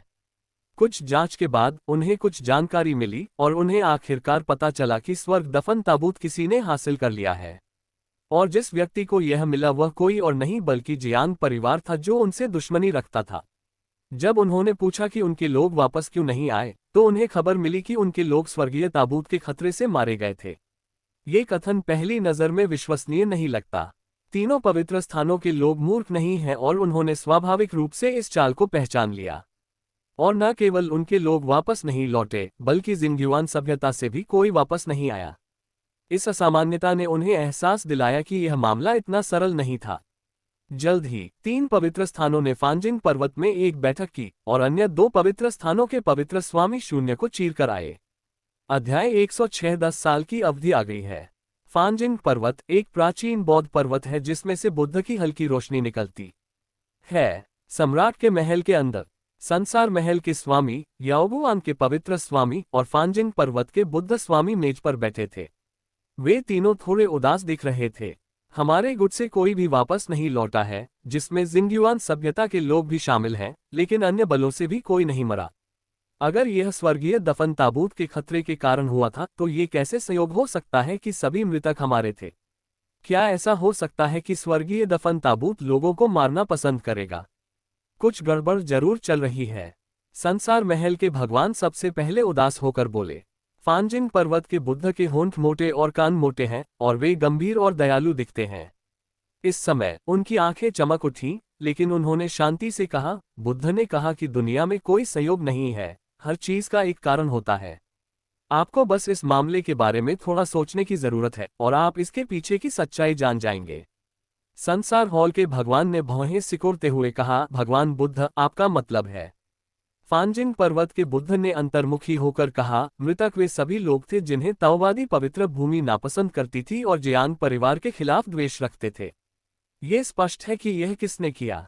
संसार महल के स्वामी को आश्चर्य हुआ और उन्होंने कहा, लेकिन चाहे वह ताओवादी पवित्र भूमि हो या जियांग परिवार, वे इतने सारे लोगों को कैसे मार सकते हैं? जिंगुआन सभ्यता के मजबूत लोगों का तो कहना ही क्या। फांजिंग पर्वत के बुद्ध ने उदासीनता से कहा, यह स्वर्ग दफन ताबूत से संबंधित हो सकता है। ये ताबूत रहस्यमय है और इसकी उत्पत्ति का पता नहीं लगाया जा सकता है। यदि कोई इसे प्राप्त करता है, तो शायद वे इसकी शक्ति का उपयोग सभी को मारने के लिए कर सकते हैं। संसार महल के स्वामी की अभिव्यक्ति बदल गई। ये कथन बहुत संभव है। याओगुआन संत भगवान, जो भव्य महल के कपड़े पहने हुए थे और एक सुंदर चेहरा था, ने इस समय कहा, मैं जलते हुए हृदय बुद्ध के शब्दों से सहमत हूँ। चूंकि यह कहा जाता है कि यह ताबूत जियांग परिवार के किसी व्यक्ति द्वारा प्राप्त किया गया था, तो यह अनुमान अधिक सत्य है। हालांकि हमें अभी तक पता नहीं चला है कि जियांग परिवार में किसने स्वर्गीय दफन ताबूत प्राप्त किया, लेकिन मेरे अनुमान के अनुसार जिस व्यक्ति ने ये ताबूत प्राप्त किया वह संभवतः जियांग शियाओयाओ नामक जियांग परिवार की युवा पीढ़ी है या उसकी मां है। संसार महल के स्वामी और प्रज्वलित हृदय के स्वामी बुद्ध के भाव बदल गए। संसार हॉल के भगवान ने असमंजस में पूछा, संत याओगुआन इतना आश्वस्त क्यों है? याओगुआन संत भगवान की आंखें थोड़ी ठंडी थीं और उन्होंने धीरे से कहा, 10 साल पहले जब मेरी पवित्र भूमि के संत हुनतियान और उनके शिष्य सुकिंग र की मृत्यु हो गई, तो मेरी पवित्र भूमि के याओगुआन स्वर्गीय सम्राट सच्चाई का पता लगाने के लिए स्वर्गीय सम्राट आयाम में गए। नतीजतन उन्होंने पाया कि इन दोनों लोगों के सभी निशान अन्य स्वर्गीय सम्राटों द्वारा जानबूझकर छिपाए गए थे। एलियन यूनिवर्स प्राइड कॉन्फ्रेंस में उनके प्रदर्शन के साथ ये दोनों लोग बेहद असाधारण होने चाहिए। इसलिए मैंने निष्कर्ष निकाला कि उन्हें स्वर्ग दफन ताबूत प्राप्त होने की बहुत संभावना है। संसार भवन के स्वामी ने भौहें सिकोड़ी और चुप रहे। जलते हुए हृदय बुद्ध ने उन दोनों की ओर देखा और धीमी आवाज में कहा, इस मामले की सच्चाई उन लोगों के मुंह से पता लगाई जा सकती है जो थोड़ी चालाकी से जिंदा वापस आ गए हैं। लेकिन ये सबसे महत्वपूर्ण बात नहीं है। अब हमारे लिए सबसे महत्वपूर्ण बात यह है कि इस मामले को जिंगयुआन सभ्यता को कैसे समझाया जाए। इस बार उनके सभी लोग स्वर्ग दफन ताबूत में मर गए। अगर हम कुछ नहीं कहते हैं तो मुझे डर है कि हम जिंगयुआन सभ्यता का विश्वास खो देंगे, और जिस सहयोग पर हम पहले सहमत हुए थे वह शायद इस वजह से विफल हो जाएगा।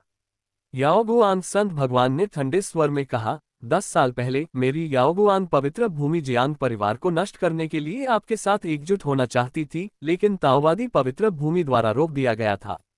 अब जब 10 साल की अवधि बीत चुकी है और स्वर्गीय दफन ताबूत की खोज समाप्त हो गई है, तो मेरी राय में 10 साल पहले की हमारी योजना को फिर से एजेंडे में रखा जाना चाहिए।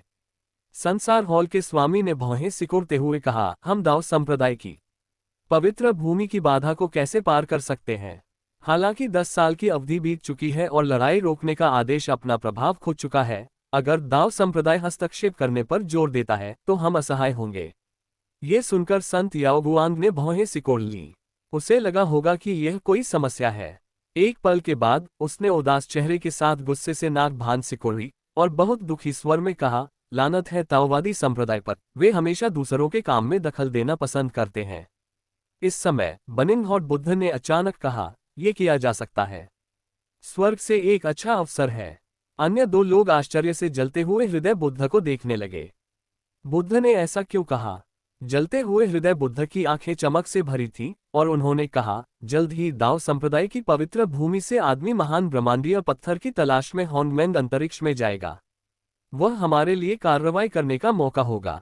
ओह! दोनों थोड़ा चौंक गए। संसार हॉल के मास्टर ने उत्सुकता से पूछा, आपको इसके बारे में किसने बताया? हमें इसके बारे में कैसे पता नहीं चला? जलते हुए हृदय बुद्ध ने शांति से कहा, ये फानजिंग पर्वत के वुक्सिन स्वर्गीय सम्राट थे जिन्होंने मुझे बताया कि वुक्सिन स्वर्गीय सम्राट ने जिंगयुआन सभ्यता के स्कारलेट स्वर्गीय सम्राट से मुलाकात की थी और यह योजना बनाई थी। संसार हॉल के भगवान ने तो यह वही है कि अभिव्यक्ति प्रदर्शित की। उनकी ओर की ताकतों में से फानजिंग पर्वत मुख्य रूप से जिंगयुआन सभ्यता के लोगों से संपर्क करने के लिए जिम्मेदार है। इसलिए कई महत्वपूर्ण चर्चाएं आमतौर पर फानजिंग पर्वत को पहले पता चलती हैं।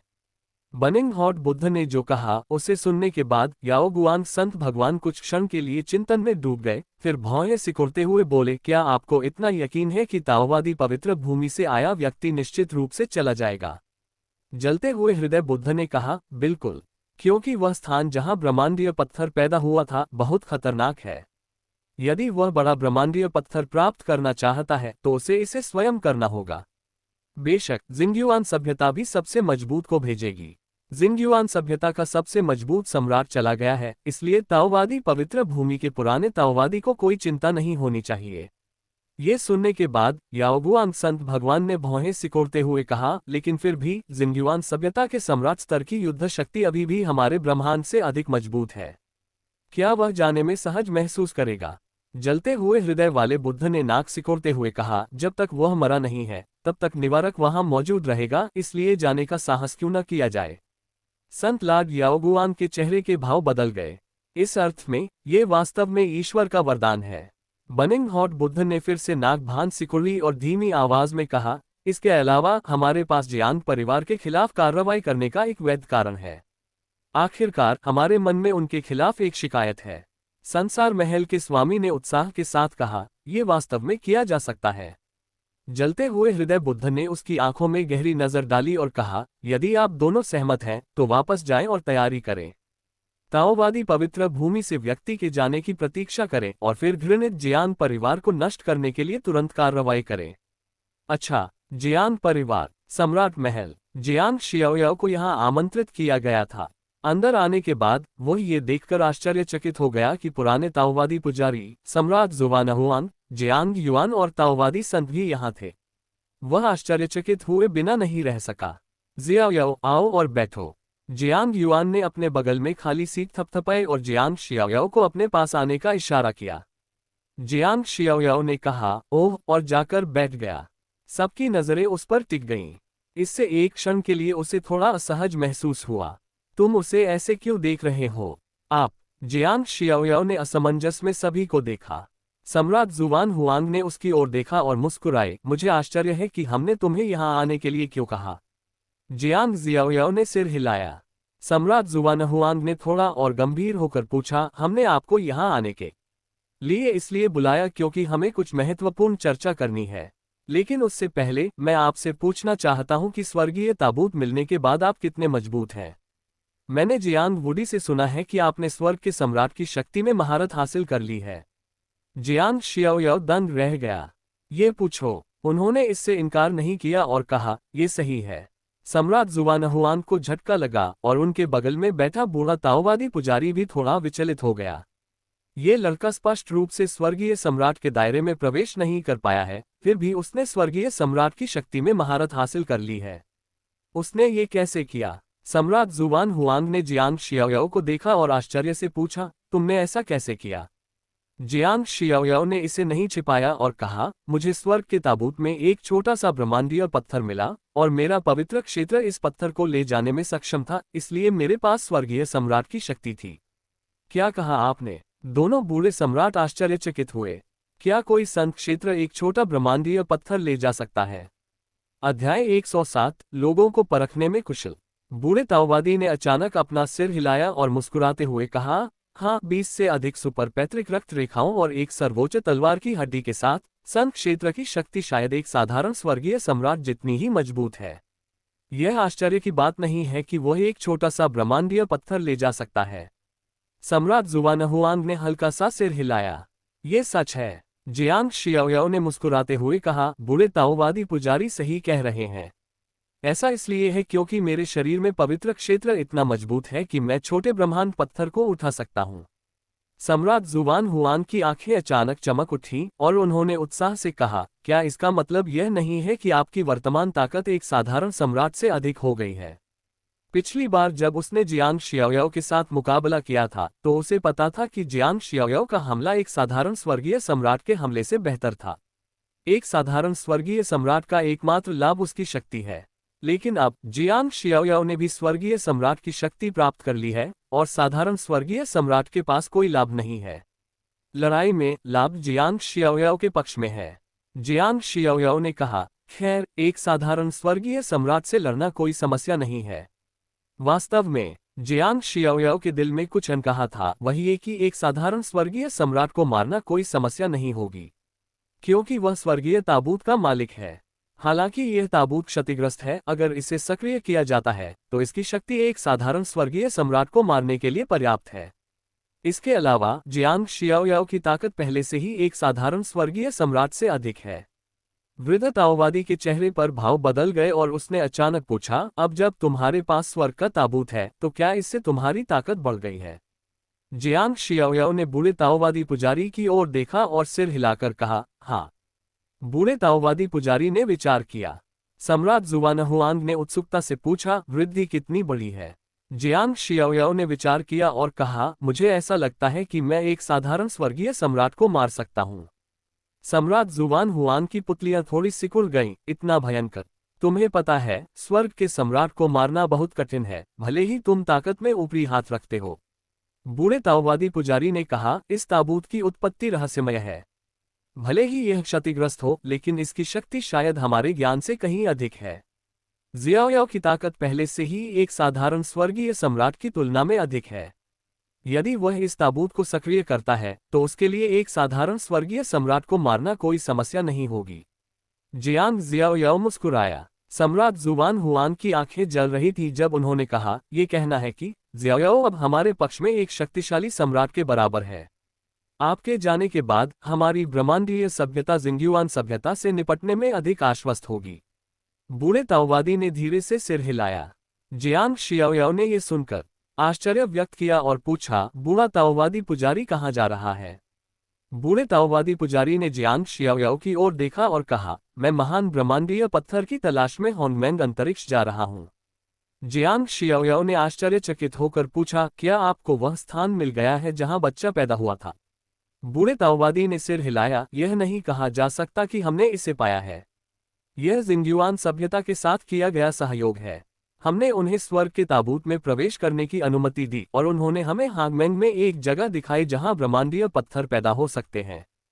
हाल ही में उस जगह पर असामान्य हलचल की खबरें आई हैं, जिसमें आसमान में अजीबोगरीब रोशनी उठ रही है और 7 रंग और 9 रंग की रोशनी इंद्रधनुष की तरह हांगमैंग अंतरिक्ष में प्रवेश कर रही है। मुझे डर है कि एक ब्रह्मांडीय पत्थर पैदा होने वाला है।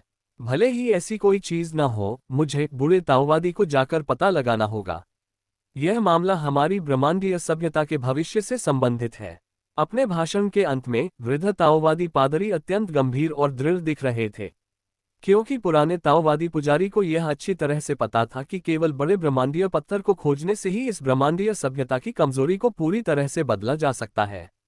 अन्यथा, यदि जिंगयुआन सभ्यता को एक और बड़ा ब्रह्मांडीय पत्थर मिल जाता है, तो दूसरे पक्ष के ब्रह्मांड की उत्पत्ति को चौथे स्तर पर पदोन्नत किया जाएगा, जो एक चौगुन मूल ब्रह्मांड बन जाएगा। इसमें सभी साधकों की समग्र शक्ति बढ़ जाएगी और तब तक पुराने ताओवादी पुजारी को भी प्रतिस्पर्धा करना मुश्किल हो जाएगा। जियांग शियाओयाओ को यह भी पता था कि एक बार ब्रह्मांडीय पत्थर प्रकट हो जाने पर निश्चित रूप से इसके लिए लड़ाई होगी, लेकिन उन्हें इस बात की चिंता थी कि क्या जिंगयुआन सभ्यता पुराने ताओवादी पुजारी के चले जाने के बाद कोई कार्रवाई करेगी। यदि पुराने ताओवादी पुजारी चले गए तो क्या जिंगयुआन सभ्यता हमारे ब्रह्मांड पर हमला करेगी। जियांग जियाओयाओ ने चिंतित होकर कहा। बूढ़े ताओवादी पुजारी ने कहा, इस बारे में चिंता करने की कोई जरूरत नहीं है। जब तक मैं जिंदा हूं, जिंगयुआन सभ्यता अपनी नावें नहीं जलाएगी। मौजूदा स्थिति में अगर ये लंबा खींचता है तो जिंगयुआन सभ्यता को फायदा होगा। बेशक वे यही सोचते हैं, क्योंकि अगर ये लंबा खींचता है तो आपकी उपस्थिति हमारे लिए स्थिति को और अधिक अनुकूल बना देगी। जियांग जियाओयाओ समझ गया। सावधानीपूर्वक विश्लेषण के बाद वह इसका कारण समझ सका, क्योंकि जिंगयुआन सभ्यता हमेशा से 3 गुना ब्रह्मांडीय सभ्यता रही है, इसलिए इसकी समग्र शक्ति उस ब्रह्मांड से कहीं अधिक मजबूत है जिसमें वे मौजूद हैं।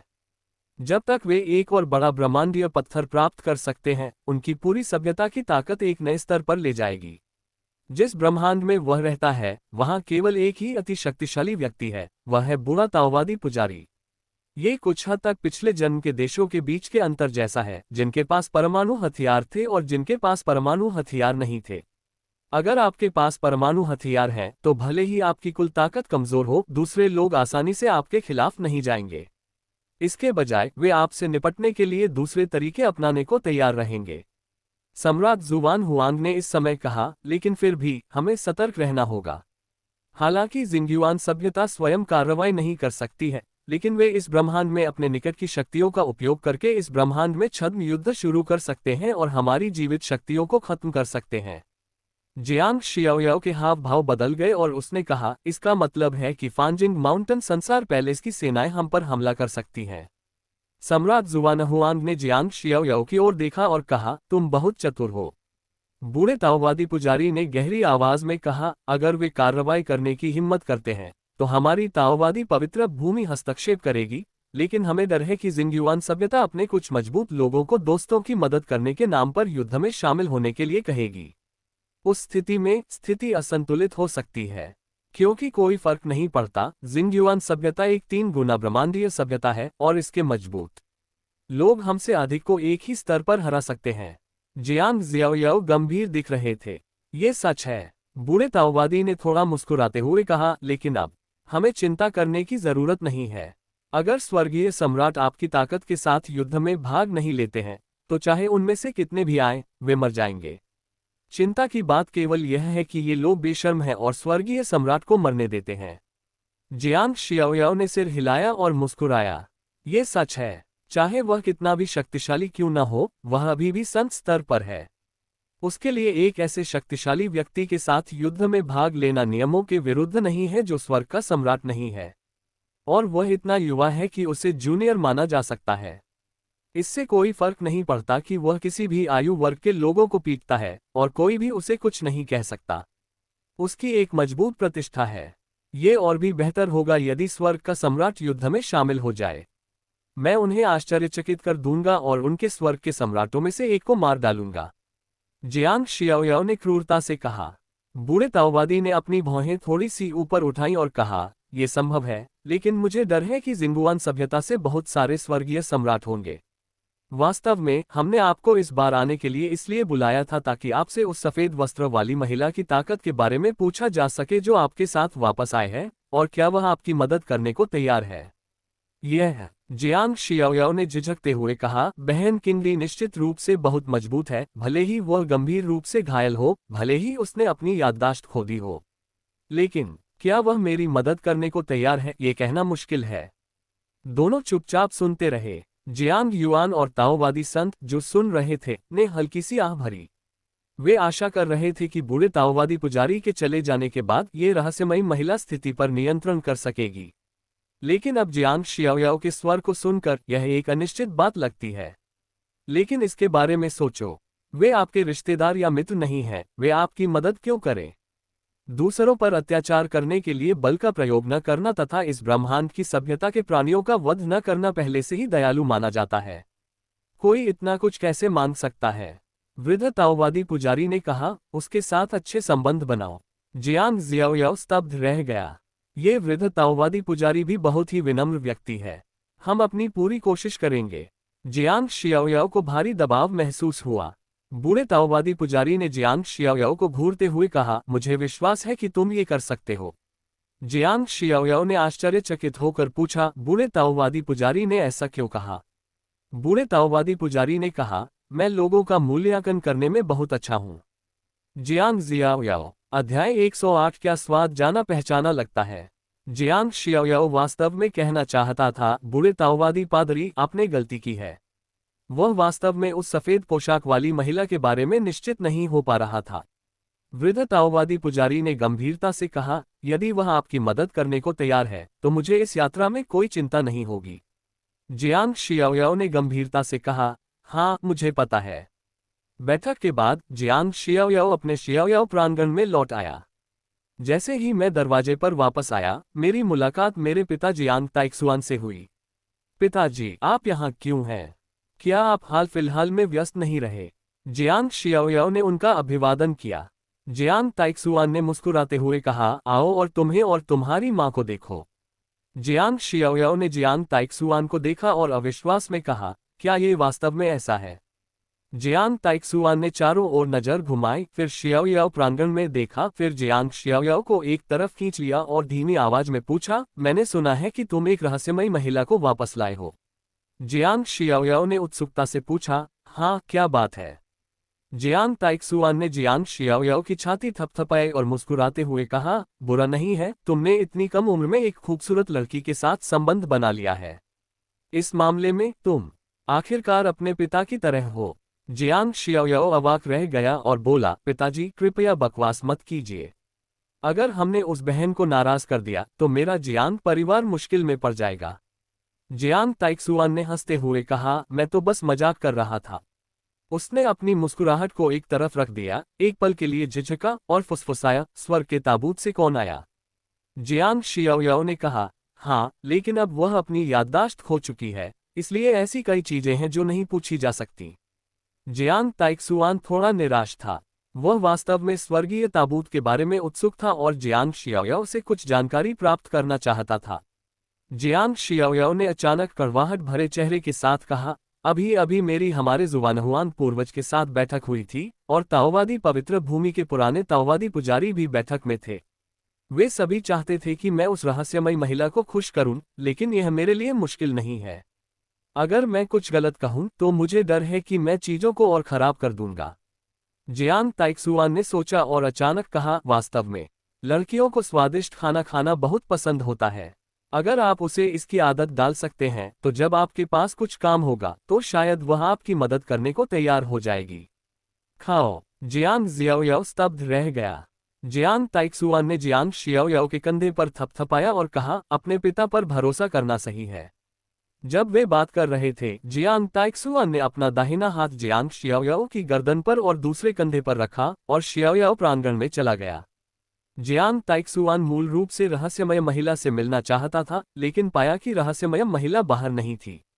जब उसने ली शियाओयुन को ये कहते हुए सुना कि वह कमरे में अभ्यास कर रही थी, तो उसे हार माननी पड़ी। लॉबी में जियांग शियाओयाओ, जियांग ताइक्सुआन और ली शियाओयुन ने एक साथ बैठकर चाय पी। मुझे स्वर्गीय ताबूत में अपने अनुभव के बारे में बताओ। जियांग ताइक्सुआन ने चाय का एक घूंट लिया और उत्सुकता से पूछा। वास्तव में वहां कुछ भी खास नहीं है। उस स्वर्गीय ताबूत में कुछ भी नहीं है। ऐसा लगता है कि ताबूत उस रहस्यमयी महिला के पालन पोषण के लिए है। जियांग शियाओयाओ ने चाय का एक घूंट लिया और कहा, मैंने सुना है कि फांजिंग पर्वत और अन्य बलों से वहां गए सभी लोगों का सफाया कर दिया गया।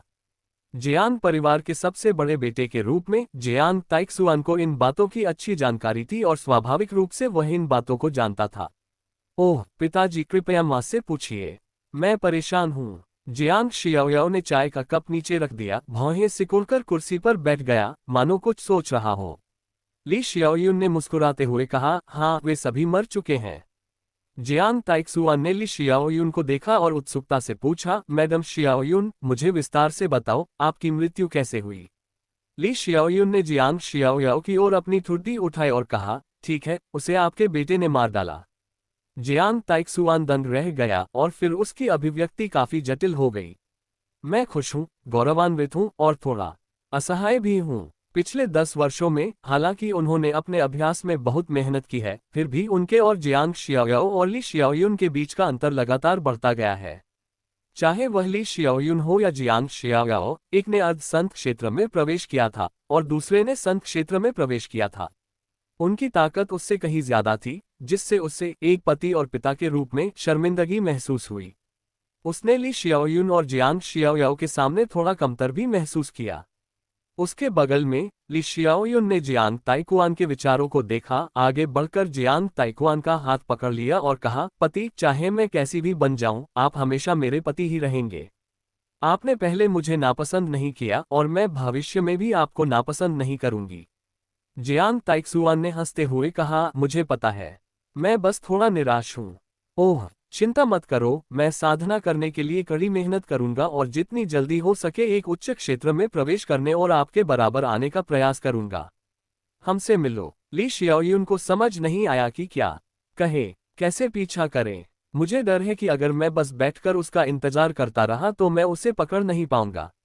जियांग शियाओयाओ ने इस समय सोचना समाप्त ही किया था। ये सुनकर उसने चाय का प्याला उठाया और एक घूंट लिया, फिर कहा, पिताजी, परेशान मत होइए, बस लेट जाए। आपको मुझसे और मां से आगे निकलने की कोई उम्मीद नहीं है। यह कोई झटका नहीं है, बल्कि सच्चाई का बयान है। चिंता मत कीजिए, आपका बेटा भविष्य में आपकी रक्षा करेगा। जियांग ताइक्सुआन ने गुस्से से कहा, अरे तुम छोटे बदमाश, क्या तुम अपने पिता को अधिक सकारात्मक नहीं बना सकते? अप्रत्याशित रूप से जियांग शियाओयाओ खड़ा हुआ, अपने हाथ जेब में डाले और हॉल से बाहर चला गया। यह आप पर निर्भर है। मेरे पास आपसे बात करने का समय नहीं है। आप बूढ़े जोड़े खुद ही बात कर सकते हैं। ये बच्चा। ली शियाओयुन अप्रसन्न होकर मुस्कुराया। जियांग शियाओयाओ के जाने के बाद वह रसोई घर में चला गया। उसे आते देख नौकर चौंक गए। एक प्रबंधक ने तुरंत कहा, मालिक, रसोई घर वह जगह है जहां नौकर रहते हैं, आप। जियांग शियाओयाओ ने उस आदमी को बीच में टोकते हुए कहा, मैं खुद कुछ व्यंजन बनाना चाहता हूं, आप मेरी मदद कर सकते हैं। प्रबंधक ने घबराकर कहा, मालिक, हमें बस ये बताइए कि आप क्या खाना चाहते हैं। जियांग शियाओयाओ ने एक हाथ उठाया और कहा, जैसा मैं कहता हूं वैसा करो, कोई तुम्हें दोष नहीं देगा। उद्धरण चिन्ह dot dot dot dot dot dot. हाँ, ये देखकर मैनेजर को समझ में नहीं आया कि क्या कहे। जियांग शियाओयाओ उस जगह पर गया जहां बर्तन रखे थे और अपनी ठुड्डी को हाथ में लेकर उनका निरीक्षण किया। सौभाग्य से अपने पिछले जीवन में भोजन वितरित करने से पहले मैंने एक शेफ प्रशिक्षण वर्ग में भाग लिया और कभी कभी कुछ व्यंजन पकाने में सक्षम था। अन्यथा मैं वास्तव में खाना पकाने में सक्षम नहीं होता। मुझे उम्मीद है कि मेरे पिछले जीवन का भोजन बहन किंडी की भूख को संतुष्ट कर सकता है। बस कुछ करो। जियांग शियाओयाओ ने जियांग ताइक्सुआन की बातें सुनी। आखिरकार लड़कियों को उठाने के मामले में जियांग ताइक्सुआन की बात ज्यादा मानी जाती थी। इस दुनिया में दिव्य जानवर और पवित्र जानवर का मांस और आध्यात्मिक सब्जियां और दिव्य सब्जियां हैं। सामग्री मेरे पिछले जीवन की तुलना में बहुत अधिक उन्नत है और खाना पकाने के कौशल बहुत मांग नहीं कर रहे हैं। अगर मैं उन्हें संसाधित करने के लिए अपने शानदार खाना पकाने के कौशल का उपयोग करता हूं, तो वे निश्चित रूप से एक स्वादिष्ट व्यंजन बनेंगे। जियांग शियाओयाओ ने इस बारे में सोचा, एक जादुई मछली पकड़ी, अन्य सामग्री चुनी और नौकरों से आवश्यकतानुसार उन्हें साफ करने को कहा। 1 घंटे से अधिक समय तक रसोई में काम करने के बाद जियांग शियाओयाओ ने अंततः 3 व्यंजन बनाए। ब्रेस्ड दिव्य मछली, हलचल तला हुआ दिव्य गोमांस और ब्लेंच किए गए दिव्य झींगा। स्वादिष्ट भोजन बर्तन से बाहर आ जाता है, रसोइया पहले उसे चखता है। जियांग शियाओयाओ हर व्यंजन का स्वाद चखने के लिए इंतजार नहीं कर सकता था। इतना खराब भी नहीं, लेकिन यह संपूर्ण नहीं है। बात सिर्फ इतनी है कि सामग्री बहुत उच्च श्रेणी की है। जियांग शियाओयाओ की टिप्पणियां बहुत संतोषजनक नहीं थीं। जारी रखना, मैं अपने खाना पकाने के कौशल को सुधारने की कोशिश करूंगी। बहन किंगली को सबसे अच्छा खाना परोसूंगी और एक ही झटके में उसका पेट जीत लूंगी। जियांग शियाओयाओ ने बड़े उत्साह के साथ फिर से उस पर काम करना शुरू कर दिया। 2 घंटे बाद जियांग शियाओयाओ अंततः अपने बनाए हुए काम से संतुष्ट हुआ। अपने पिछले जीवन के अनुभव और आधार के साथ साथ इस जीवन में साधना के कारण उसके लिए अपने पुराने कौशल को पुनः प्राप्त करना आसान था। अपने दिव्य मन पर नियंत्रण तथा शक्ति पर भिक्षु की पकड़ के कारण वह अपने पिछले जीवन के उत्तम व्यंजनों को आसानी से बना सकता है या उनसे भी बेहतर बना सकता है। लॉबी, मेज पर कई सुगंधित मांस व्यंजन रखे गए थे। मेज पर सफेद वस्त्र पहने महिलाएं जियांग शियाओयाओ और ली शियाओयुन बैठी थीं। जियांग ताइक्सुआन किसी कारणवश चले गए हैं। बहन किंगली, यह मैंने आपके लिए व्यक्तिगत रूप से पकाया है। आइए और इसका स्वाद लीजिए। जियांग शियाओयाओ की खूबसूरत काली आंखें सफेद कपड़े पहने महिला को उम्मीद भरी नजरों से देख रही थीं। सफेद वस्त्र पहने महिला ने मेज पर रखे 3 सुगंधित व्यंजनों को देखा और उसके भाव बदल गए। ये गंध परिचित लगती है। अध्याय 109। क्या आप अपनी प्रतिष्ठा को लेकर बहुत चिंतित हैं? परिचित। जियांग जियाओयाओ आश्चर्यचकित था। अचानक उसके मन में विचार आया, क्या ऐसा हो सकता है कि वह और सफेद कपड़े वाली महिला एक ही गृहनगर से हो? हालांकि यह विचार उसके दिमाग में सिर्फ कौंधता था। एक जैसे स्वाद वाले बहुत सारे व्यंजन हैं और जरूरी नहीं कि वे एक ही जगह से आते हों। इसके अलावा उसके पिछले जीवन की दुनिया खेती करने वालों से भरी दुनिया नहीं थी। सफेद कपड़े वाली महिला को परिचित लगने का कारण शायद ये था कि उसका स्वाद उसकी याददाश्त में मौजूद स्वाद जैसा था। लेकिन फिर भी यदि इससे सफेद पोशाक वाली महिला को अपनी कुछ यादें वापस पाने में मदद मिल सके तो ये बुरा नहीं होगा। तो बहन, कोशिश करो, जियांग जियाओयाओ ने आग्रह किया। सफेद वस्त्र पहने महिला ने थोड़ा सिर हिलाया, अपने हरे जैद जैसे हाथों से अपने सामने रखी चॉपस्टिक उठाई, एक पका हुआ झींगा उठाया, उसे सॉस में डुबोया और अपने मुंह में डाल लिया। स्वादिष्ट स्वाद मुंह में भर जाता है, हर स्वाद कली को उत्तेजित करता है। जादुई झींगा का मांस न केवल दृढ़ और चबाने योग्य होता है, बल्कि आध्यात्मिक ऊर्जा से भी भरपूर होता है। पकाने के बाद आध्यात्मिक ऊर्जा अधिक स्वादिष्ट हो जाती है और ताज़ा झींगा मांस के साथ एक रासायनिक प्रतिक्रिया बनाती है, जिससे एक अप्रत्याशित स्वादिष्टता पैदा होती है जो जीभ पर हर स्वाद कली को विस्फोट कर देती है। सफेद कपड़े पहने महिला ने अपनी भौहें उठाईं, कुछ बार चबाया, कुचले हुए झींगा के मांस को उत्सुकता से अपने मुंह में निगल लिया और जल्दी से दूसरा टुकड़ा उठा लिया। जियांग शियाओयाओ की आंखें चमक उठीं। इस बहन को खाना पसंद है। मम्मा, बहुत स्वादिष्ट, ये स्मृति का स्वाद है। सफेद वस्त्र पहने महिला ने झींगा का दूसरा निवाला खाया और ऊंची आवाज में टिप्पणी करते हुए उसे उच्च मूल्यांकन दिया। अपना मूल्यांकन देने के बाद जियांग शियाओयाओ और ली शियाओयुन की चकित निगाहों के सामने उसके हाथ में चॉपस्टिक एक प्रेत की तरह हिलने लगी, बार बार हवा में गुजरती हुई प्लेट में पहुंच गई। प्लेट में रखा झींगा मांस अचानक गायब हो गया, एक खतरनाक गति से टुकड़ा टुकड़ा करके कम होता गया और पलक झपकते ही प्लेट खाली हो गई। जियांग जियाओयाओ स्तब्ध रह गया। खाने की यह गति ऐसी है जैसे उसने 1 साल से कुछ नहीं खाया हो। ओह, ये गलत नहीं लगता। मैंने इसे 1 साल से ज्यादा समय से नहीं खाया है, शायद कई युगों से। मुझे कुछ याद आया। एक बार मैं किसी ब्रह्मांड में गया था। वहां का खाना बिल्कुल ऐसा ही लग रहा था। सफेद वस्त्र पहने महिला को कुछ याद आ गया था और वह भौहें सिकोड़ रही थी, मानो वह उसे याद करने का बहुत प्रयास कर रही हो। जियांग शियाओयाओ और ली शियाओयुन चुपचाप बगल से देख रहे थे। सफेद कपड़े वाली महिला के विचारों में बाधा डालने के डर से उसे परेशान करने की हिम्मत नहीं जुटा पा रहे थे। बहुत देर तक सोचने के बाद सफेद पोशाक वाली महिला को कुछ और नहीं सूझा, इसलिए उसने अपना ध्यान बाकी 2 व्यंजनों की ओर लगाया। थोड़ी सी नजर डालने के बाद उसने चॉपस्टिक उठाए और तले हुए बीफ को खाना शुरू कर दिया। ओइंक ओइंक, हवा के एक और झोंके ने सब कुछ उड़ा दिया और प्लेट खाली हो गई। सफेद कपड़े पहने महिला अभी भी भौहें सिकोड़े हुए थी, जैसे कुछ सोच रही हो। कुछ सेकंड के बाद उसने अपनी नजर आखिरी डिश पर घुमाई। जियांग शियाओयाओ बगल से देख रहा था और उसकी आंखें लगभग मुंह से बाहर निकल रही थीं। वह सफेद कपड़े पहने महिला से अपने जीवन के अनुभव के बारे में कुछ कहने का इंतजार कर रहा था, लेकिन अंत में उसने एक शब्द भी नहीं कहा। इसके बजाय प्लेट पर रखा सारा खाना उसकी आंखों में चमक रहा था। जियांग शियाओयाओ ये सोचे बिना नहीं रह सका कि क्या यह महिला अपनी याददाश्त वापस पाने का नाटक कर रही थी, लेकिन वास्तव में वह हकलाना बंद करने के लिए ऐसा कर रही थी। माँ, मैं ये काम बाद में कर दूंगा।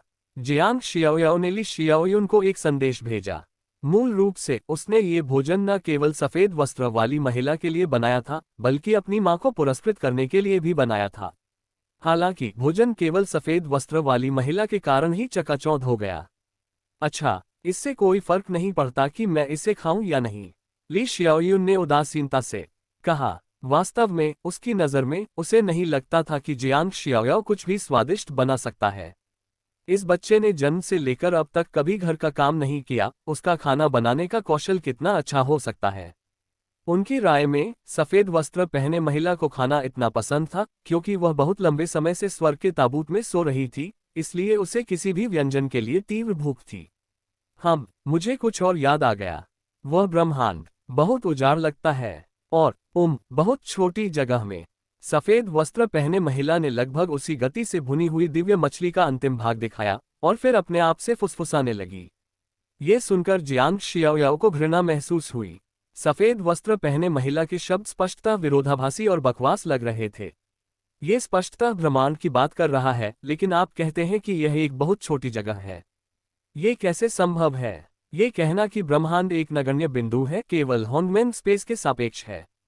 वास्तव में ब्रह्मांड अत्यंत विशाल है। बेशक हम इस तथ्य से इनकार नहीं कर सकते कि सफेद वस्त्र पहने इस महिला की नज़र में ब्रह्मांड वास्तव में बहुत छोटा है। ये व्यक्ति रहस्यमय है और सामान्य बुद्धि से इसका आकलन नहीं किया जा सकता। बहन किंगडी, क्या तुम्हें कुछ याद है? यद्यपि उसके मन में कई विचार थे, लेकिन सतह पर जियांग शियाओयाओ ने प्रत्याशा के साथ पूछा। सफेद वस्त्र पहने महिला ने अपना सिर हिलाया, जियांग शियाओयाओ की ओर देखा, खड़ी हुई और बोली, मैं अपने कमरे में वापस जा रही हूँ। जियांग शियाओयाओ, क्या हम सचमुच खाना खाने के बाद चले जाएंगे? इस समय वह ये सोचने से खुद को नहीं रोक पाया कि क्या इस महिला को वास्तव में कुछ यादें याद थीं, या वह नहीं चाहती थी कि दूसरे ये देखे कि वह एक पेटू थी और अकेले खाना चाहती थी, लेकिन सीधे पूछने में बहुत शर्मिंदा थी, इसलिए उसने जानबूझकर यह बहाना बनाया कि उसे खाने के बाद अतीत याद आ गया ताकि वह अपनी इज्जत थोड़ी बचा सके। अगर ऐसा है तो यह महिला वास्तव में चेहरे को लेकर जुनूनी है। ये रहस्यमयी बहन बहुत अजीब है। जियांग शियाओयाओ ने अपने होठों को सिकोड़ लिया। ली शियाओयुन ने अपने सामने पड़ी खाली प्लेट को देखा और अपना सिर हिलाया। कौन परवाह करता है, बस वही खाओ जो तुम्हें पसंद है।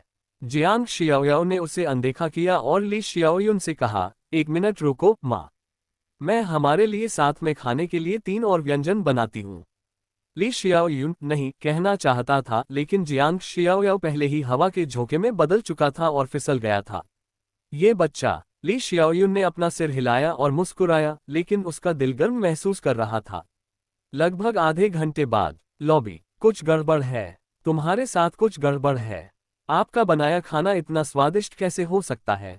आप कभी रसोई में नहीं गए क्या? आप जन्मजात शेफ हैं। ऐसा लग रहा था जैसे अभी सफेद वस्त्र पहने महिला वाला दृश्य खाने की मेज पर फिर से घटित हो रहा हो।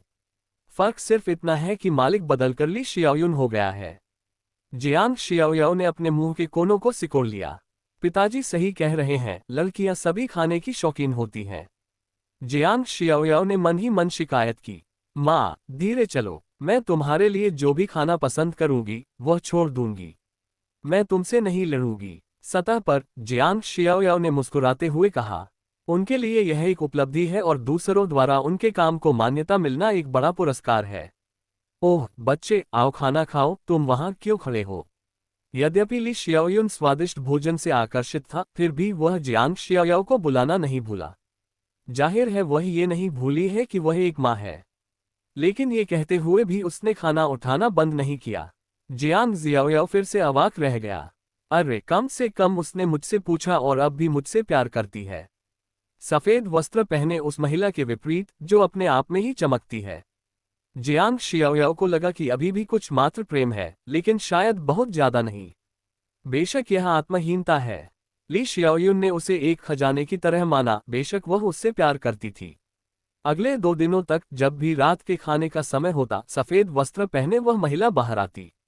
वह अपनी ठुड्डी ऊंची करके लॉबी की ओर चली गई और जियांग शियाओ द्वारा बनाए गए स्वादिष्ट भोजन को खाने के बाद वह अपनी ठुड्डी फिर ऊंची करके चली गई। जियांग शियाओ अपने दिल में शिकायत करने से खुद को नहीं रोक सका, सफेद कपड़े वाली यह महिला वास्तव में उससे भी ज्यादा दिखावटी है। इस दिन ताओवादी पवित्र भूमि। कुछ बातें समझाने के बाद वृद्ध ताओवादी पुजारी ब्रह्मांड छोड़कर होंगमेंग अंतरिक्ष की ओर चल पड़े। उनके जाने के दूसरे दिन फांजिंग माउंटेन जैसी ताकतें कार्रवाई करने से खुद को नहीं रोक सकी। अध्याय 110 पवित्र युद्ध शुरू होता है। फैंजिंग पर्वत, तियानडी मंदिर। तीनों पवित्र स्थानों के पवित्र स्वामी और उनके संबंधित संप्रदायों के कई शक्तिशाली बुजुर्ग एक साथ एकत्र हुए। हर कोई ताओवादी पवित्र भूमि से एक व्यक्ति चला गया है। अब कार्रवाई करने का समय है। जलते हुए हृदय बुद्ध ने अपनी आंखों में थोड़ी ठंडी नजर के साथ कहा, तो फिर आइए पहले पवित्र युद्ध लड़ें। संसार महल के भगवान ने पूछा। पवित्र युद्ध एक ऐसी लड़ाई है जिसमें अर्ध संत और महात्मा भाग लेते हैं। चूंकि हम कबीले को खत्म करना चाहते हैं, इसलिए हमें पवित्र युद्ध से शुरुआत करनी होगी। जब तक अर्ध संत क्षेत्र से ऊपर के उनके मजबूत लोग मर जाते हैं, जब तक स्वर्ग का सम्राट नहीं मर जाता, तब तक अन्य लोगों का उल्लेख करना बेकार है। और स्वर्ग का सम्राट मर जाता है। हम जिस चीज का इंतजार कर रहे हैं वह है स्वर्ग के सम्राट का मरना। जब वे नियमों की अवहेलना करते हैं और कार्रवाई करते हैं, तो हम ऊपरी हाथ ले सकते हैं और उन्हें मार सकते हैं जैसा हम चाहते हैं।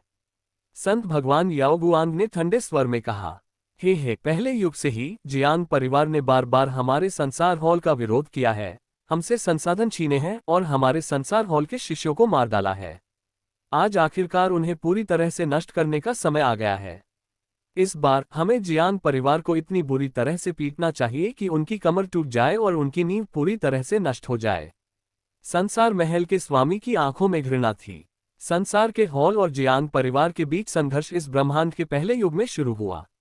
उस समय खेती के संसाधनों के लिए दोनों पक्ष आपस में जमकर लड़ते थे, एक दूसरे को मारते थे और जान के लिए झगड़ा भी कर चुके थे।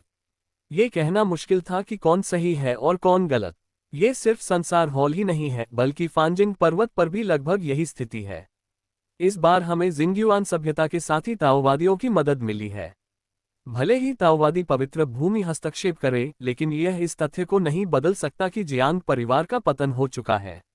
बुद्ध के मुख से अत्यंत ठंडे शब्द निकले। टहलना। लोगों का ये समूह बड़े उत्साह के साथ सम्राट के महल से बाहर निकला। इस समय स्वर्गीय सम्राट के महल के बाहर युद्ध में भाग लेने वाली विभिन्न प्रमुख सेनाओं के अर्ध संत खड़े थे। जहां तक संतों का सवाल है जो अभी तक प्रकट नहीं हुए हैं, स्वर्ग के सम्राट के अधीन सबसे शक्तिशाली लोग होने के नाते वे आसानी से प्रकट नहीं होंगे। जब युद्ध शुरू होगा तभी वे कार्रवाई करने के लिए सही समय चुनेंगे। इस समय 3 प्रमुख पवित्र स्थानों ने क्रमशः 20 अर्ध संतों को भेजा और लिन परिवार ने 10 अर्ध संतों को भेजा। 4 बलों ने मिलकर 70 अर्ध संतों को बनाया। इतने सारे शक्तिशाली लोग एक साथ इकट्ठे हुए और एक शक्तिशाली आभा भारी थी। अगर आसपास कोई अमर व्यक्ति होता तो शायद वह भयानक आभा से डरकर जमीन पर गिर जाता। ये सभी शक्तिशाली लोग तीनों पवित्र स्थानों से नहीं हैं। पिछले 9 युगों में पवित्र भूमियों और प्राचीन परिवारों में इन अर्ध संतों से कहीं अधिक लोग रहे हैं। लड़ाई अभी शुरू हुई है, इसलिए एक साथ सभी पर हमला करना असंभव है। लोगों का ये समूह अग्रणी है जो नेतृत्व करता है। पहली लड़ाई में टीम का नेतृत्व कौन करेगा? जलते हुए हृदय बुद्ध ने याओगुआंग संत भगवान और संसार पैलेस के स्वामी की ओर देखा। ये तीनों भी अर्ध संत हैं। मनोबल बढ़ाने के लिए ये सहमति बनी कि एक व्यक्ति को पहली लड़ाई में भाग लेना होगा। मैं इससे करूंगा। मैं जियांग परिवार को नष्ट करना चाहता हूं और मैं लंबे समय से भूखा हूं। संसार हॉल के भगवान ने स्वेच्छा से यह कार्य किया। ठीक है, तो मैं यहीं आपकी खुशखबरी का इंतजार करूंगा। जलते हुए हृदय बुद्ध ने कहा, यह जरूरी है। संसार महल के स्वामी जोश और उत्साह से भरे हुए थे। वह धीरे धीरे अर्ध संतों के सामने चले गए और जोर से बोले, आज जियांग परिवार का सफाया करने का दिन है। हम सभी पुरानी और नई नफरतों को एक साथ सुलझा लेंगे। सभी लोग मेरे पीछे आओ। हा, जियांग परिवार के बच्चे, तुम्हारे पिताजी यहाँ हैं। मैं लंबे समय से जियांग परिवार को नष्ट करना चाहता था। ये परिवार ब्रह्मांड का कैंसर है। इसे जितनी जल्दी हो सके मिटा देना सबसे अच्छा है। अमिताभ, जियांग परिवार के शैतान, मैं तुम्हें बचाने के लिए यहाँ हूँ। कई अर्ध संत लड़ाकू भावना से भरे हुए थे और जियांग परिवार के साथ लड़ने के लिए उत्सुक थे। टहलना। संसार हॉल के भगवान शून्य को चीरते हुए अंदर आए और अन्य अर्ध संत भी अंदर आ गए। संसार हॉल के भगवान अत्यंत प्रतिभाशाली हैं और अर्ध संतों में भी सर्वोच्च अस्तित्व रखते हैं। उन्होंने अंतरिक्ष के मार्ग को समझ लिया है। जियांग की उच्च ऊंचाई। इसे फाड़ दो। शून्य में एक बड़ी दरार दिखाई दी और फिर एक भयावह आभा फैल गई तथा हवा में अत्यधिक दबाव पैदा हो गया। उसमें से अर्ध संतों का एक विशाल समूह उड़कर बाहर आया। वह नेता कोई और नहीं बल्कि संसार महल का स्वामी था, जिसके चेहरे पर जानलेवा भाव था। जियांग परिवार के नीचे, जो अच्छी तरह से तैयार था, जैसे ही लोगों का ये समूह दिखाई दिया, जियांग युआन के नेतृत्व में कई अर्ध संत भी आकाश में उड़ गए और मध्य हवा में संसार महल के स्वामी का सामना किया। हे बूढ़े चोर, तुम सचमुच अब अपने आप को रोक नहीं सकते। लेकिन क्या आपको लगता है कि 3 पवित्र स्थानों और विदूषक जैसे लिन परिवार के साथ मिलकर आप मेरे जियांग परिवार को नष्ट कर सकते हैं? जियांग युआन ने व्यंग्यात्मक लहजे में संसार महल के स्वामी को घूर कर देखा। बूढ़े जियांग युआन, इतना घमंडी मत बनो। आज वह दिन है जब तुम मरोगे। क्या तुमने अपने शरीर के लिए ताबूत तैयार कर लिया है? संसार महल के स्वामी ने भी व्यंग्यपूर्वक उत्तर दिया। उनकी आंखें हत्या की मंशा से भरी हुई थीं। यह आप ही हैं जिन्हें ताबूत तैयार करना चाहिए। हे बूढ़े चोर संसार, तुम्हें जल्द ही एहसास हो जाएगा कि आज का निर्णय तुम्हारे जीवन का सबसे गलत निर्णय होगा। जियांग युआन ने ठंडे स्वर में कहा। हाँ, मैं आपसे बहस करने के लिए बहुत आलसी हूँ। क्या तुम लड़ने की हिम्मत रखते हो? संसार महल के स्वामी ने तीव्र उत्तेजना के साथ जियांग युआन को देखा। क्या मैं तुमसे डरूंगा? जियांग युआन ने ठंडी सांस ली और फिर उसके हाथ में एक लंबा चाकू दिखाई दिया और उसने लंबे चाकू से आगे की ओर वार किया। एक ब्लेड की रोशनी शून्य को चीरती हुई और आकाश में उड़ गई। भयानक एवेन्यू रून उस पर टिके रहे। ब्लेड की रोशनी के नीचे शून्य ढह गया और एक बड़ी घाटी जैसी दरार दिखाई दी। एवेन्यू की शक्ति उसके चारों ओर बढ़ गई और एवेन्यू की जंजीरें पतली हवा से बाहर निकल आईं। बहुत अच्छा, मैं देखना चाहता हूं कि आपका वजन कितना है। संसार हॉल के भगवान ने अपने पीछे के हाथ में संसार तलवार पकड़ी हुई थी, जिस पर संसार के रून लिपटे हुए थे। संसार की भयानक शक्ति तलवार पर लहर की तरह उमड़ पड़ी। जैसे ही तलवार दिखाई दी, आसपास का वातावरण लगातार संसार का अनुभव करने लगा और ढहते हुए स्थान को फिर से संगठित किया गया। संसार हॉल के स्वामी ने तलवार उठाए और भयंकर वार किया। पुनर्जन्म की भयावह शक्ति अचानक प्रकट हुई और ऐसा लगा जैसे वह आसपास की सड़कों को उनके मूल स्थान पर वापस ले आए हो। धमाका। दोनों भयानक हमले एक ही क्षण में टकराए। शून्य में विस्फोट हो गया। रंगीन शून्य अशांति बाहर निकल आई और अंतरिक्ष के टुकड़े मुरझाए फूलों की तरह उड़ने लगे। ओम। संसार हॉल के स्वामी ने अचानक अपनी आंखें स्थिर कर लीं। उसने अंतरिक्ष के अनगिनत टुकड़ों को देखा, लेकिन जियांग युआन को नहीं देखा। वह अचानक चौंक गया और उसने अपने पैरों को जोर से पटका। शून्य फट गया और फिर उसका पूरा शरीर शून्य परत में डूब गया। जिस क्षण वह शून्य परत में डूबा, उसके सिर के ऊपर शून्य से चाकू की रोशनी की एक चमक निकली, मानो दुनिया को चीरते हुए उस जगह की ओर जा रही हो जहां वह मूल रूप से खड़ा था। वह स्थान तुरंत विस्फोटित हो गया। अनगिनत अंतरिक्ष टुकड़े फूट पड़े और शून्य में दरारें जाल की तरह खुल गईं। हा, हम भी यहाँ लड़ने के लिए आए हैं। जियांग परिवार के कुत्ते, कौन मुझसे लड़ना चाहता है? 3 प्रमुख पवित्र स्थानों के बीच एक अर्ध संत था जो हंसता और चिल्लाता था। ये जोकर कहाँ से आया है? कुत्ता किस बात पर भौंक रहा है? जियांग परिवार की ओर से जियांग यू ने दल से बाहर कदम रखा और उस अर्ध संत पर तलवार से वार किया, जिसने अभी अभी बात की थी। मुझे नहीं मालूम कि यह क्या है। वह अर्ध संत बहुत अहंकारी था और उसने तलवार से वार किया। वे दोनों तुरंत ही आपस में लड़ने लगे। ऊपर आकाश में अराजकता थी। सभी प्रकार की महान शक्तियां उत्पात मचा रही थीं तथा शून्य या तो हिल रहा था या टूट रहा था। जियांग परिवार के नीचे जियाओयाओ आंगन के अंदर जियांग शियाओयाओ ने आसमान की ओर देखा। आकाश में लड़ाई बहुत भयंकर थी। जियांग परिवार की तरफ ताओवादी पवित्र भूमि द्वारा समर्थित मजबूत लोग थे, साथ ही जियानेक्सिंग घाटी और हुआनियू हवेली की 2 पवित्र भूमि द्वारा समर्थित मजबूत लोग भी थे। जैसे ही दोनों पक्षों ने लड़ाई शुरू की, लड़ाई भयंकर हो गई, लेकिन कुछ समय के लिए वे बराबरी पर थे और किसी ने दूसरे को नहीं मारा। चलो हम भी युद्ध पर चलें। इन अर्ध संतों को नष्ट कर दो। जियांग शियाओयाओ ने अपने बगल में खड़े ली शियाओयुन को देखा और कहा, और उनके बगल में जियांग ताइक्सुआन खड़ा था जो आकाश की ओर देख रहा था। जियांग शियाओयाओ की बातें सुनकर वह जल्दी से पलटा और बोला, सावधान रहो। वास्तव में तुम दोनों को इतनी जल्दी लड़ाई में शामिल होने की कोई आवश्यकता नहीं है। अंतिम लड़ाई बनो, कोई बात नहीं, हमें वैसे भी कार्रवाई करनी होगी। क्या आप कार्रवाई करने से पहले हमारे पक्ष के किसी व्यक्ति के मरने तक इंतजार करेंगे? जियांग शियाओयाओ ने उसकी छोटी सी आकृति को आकाश में उड़ते देख उपहास किया।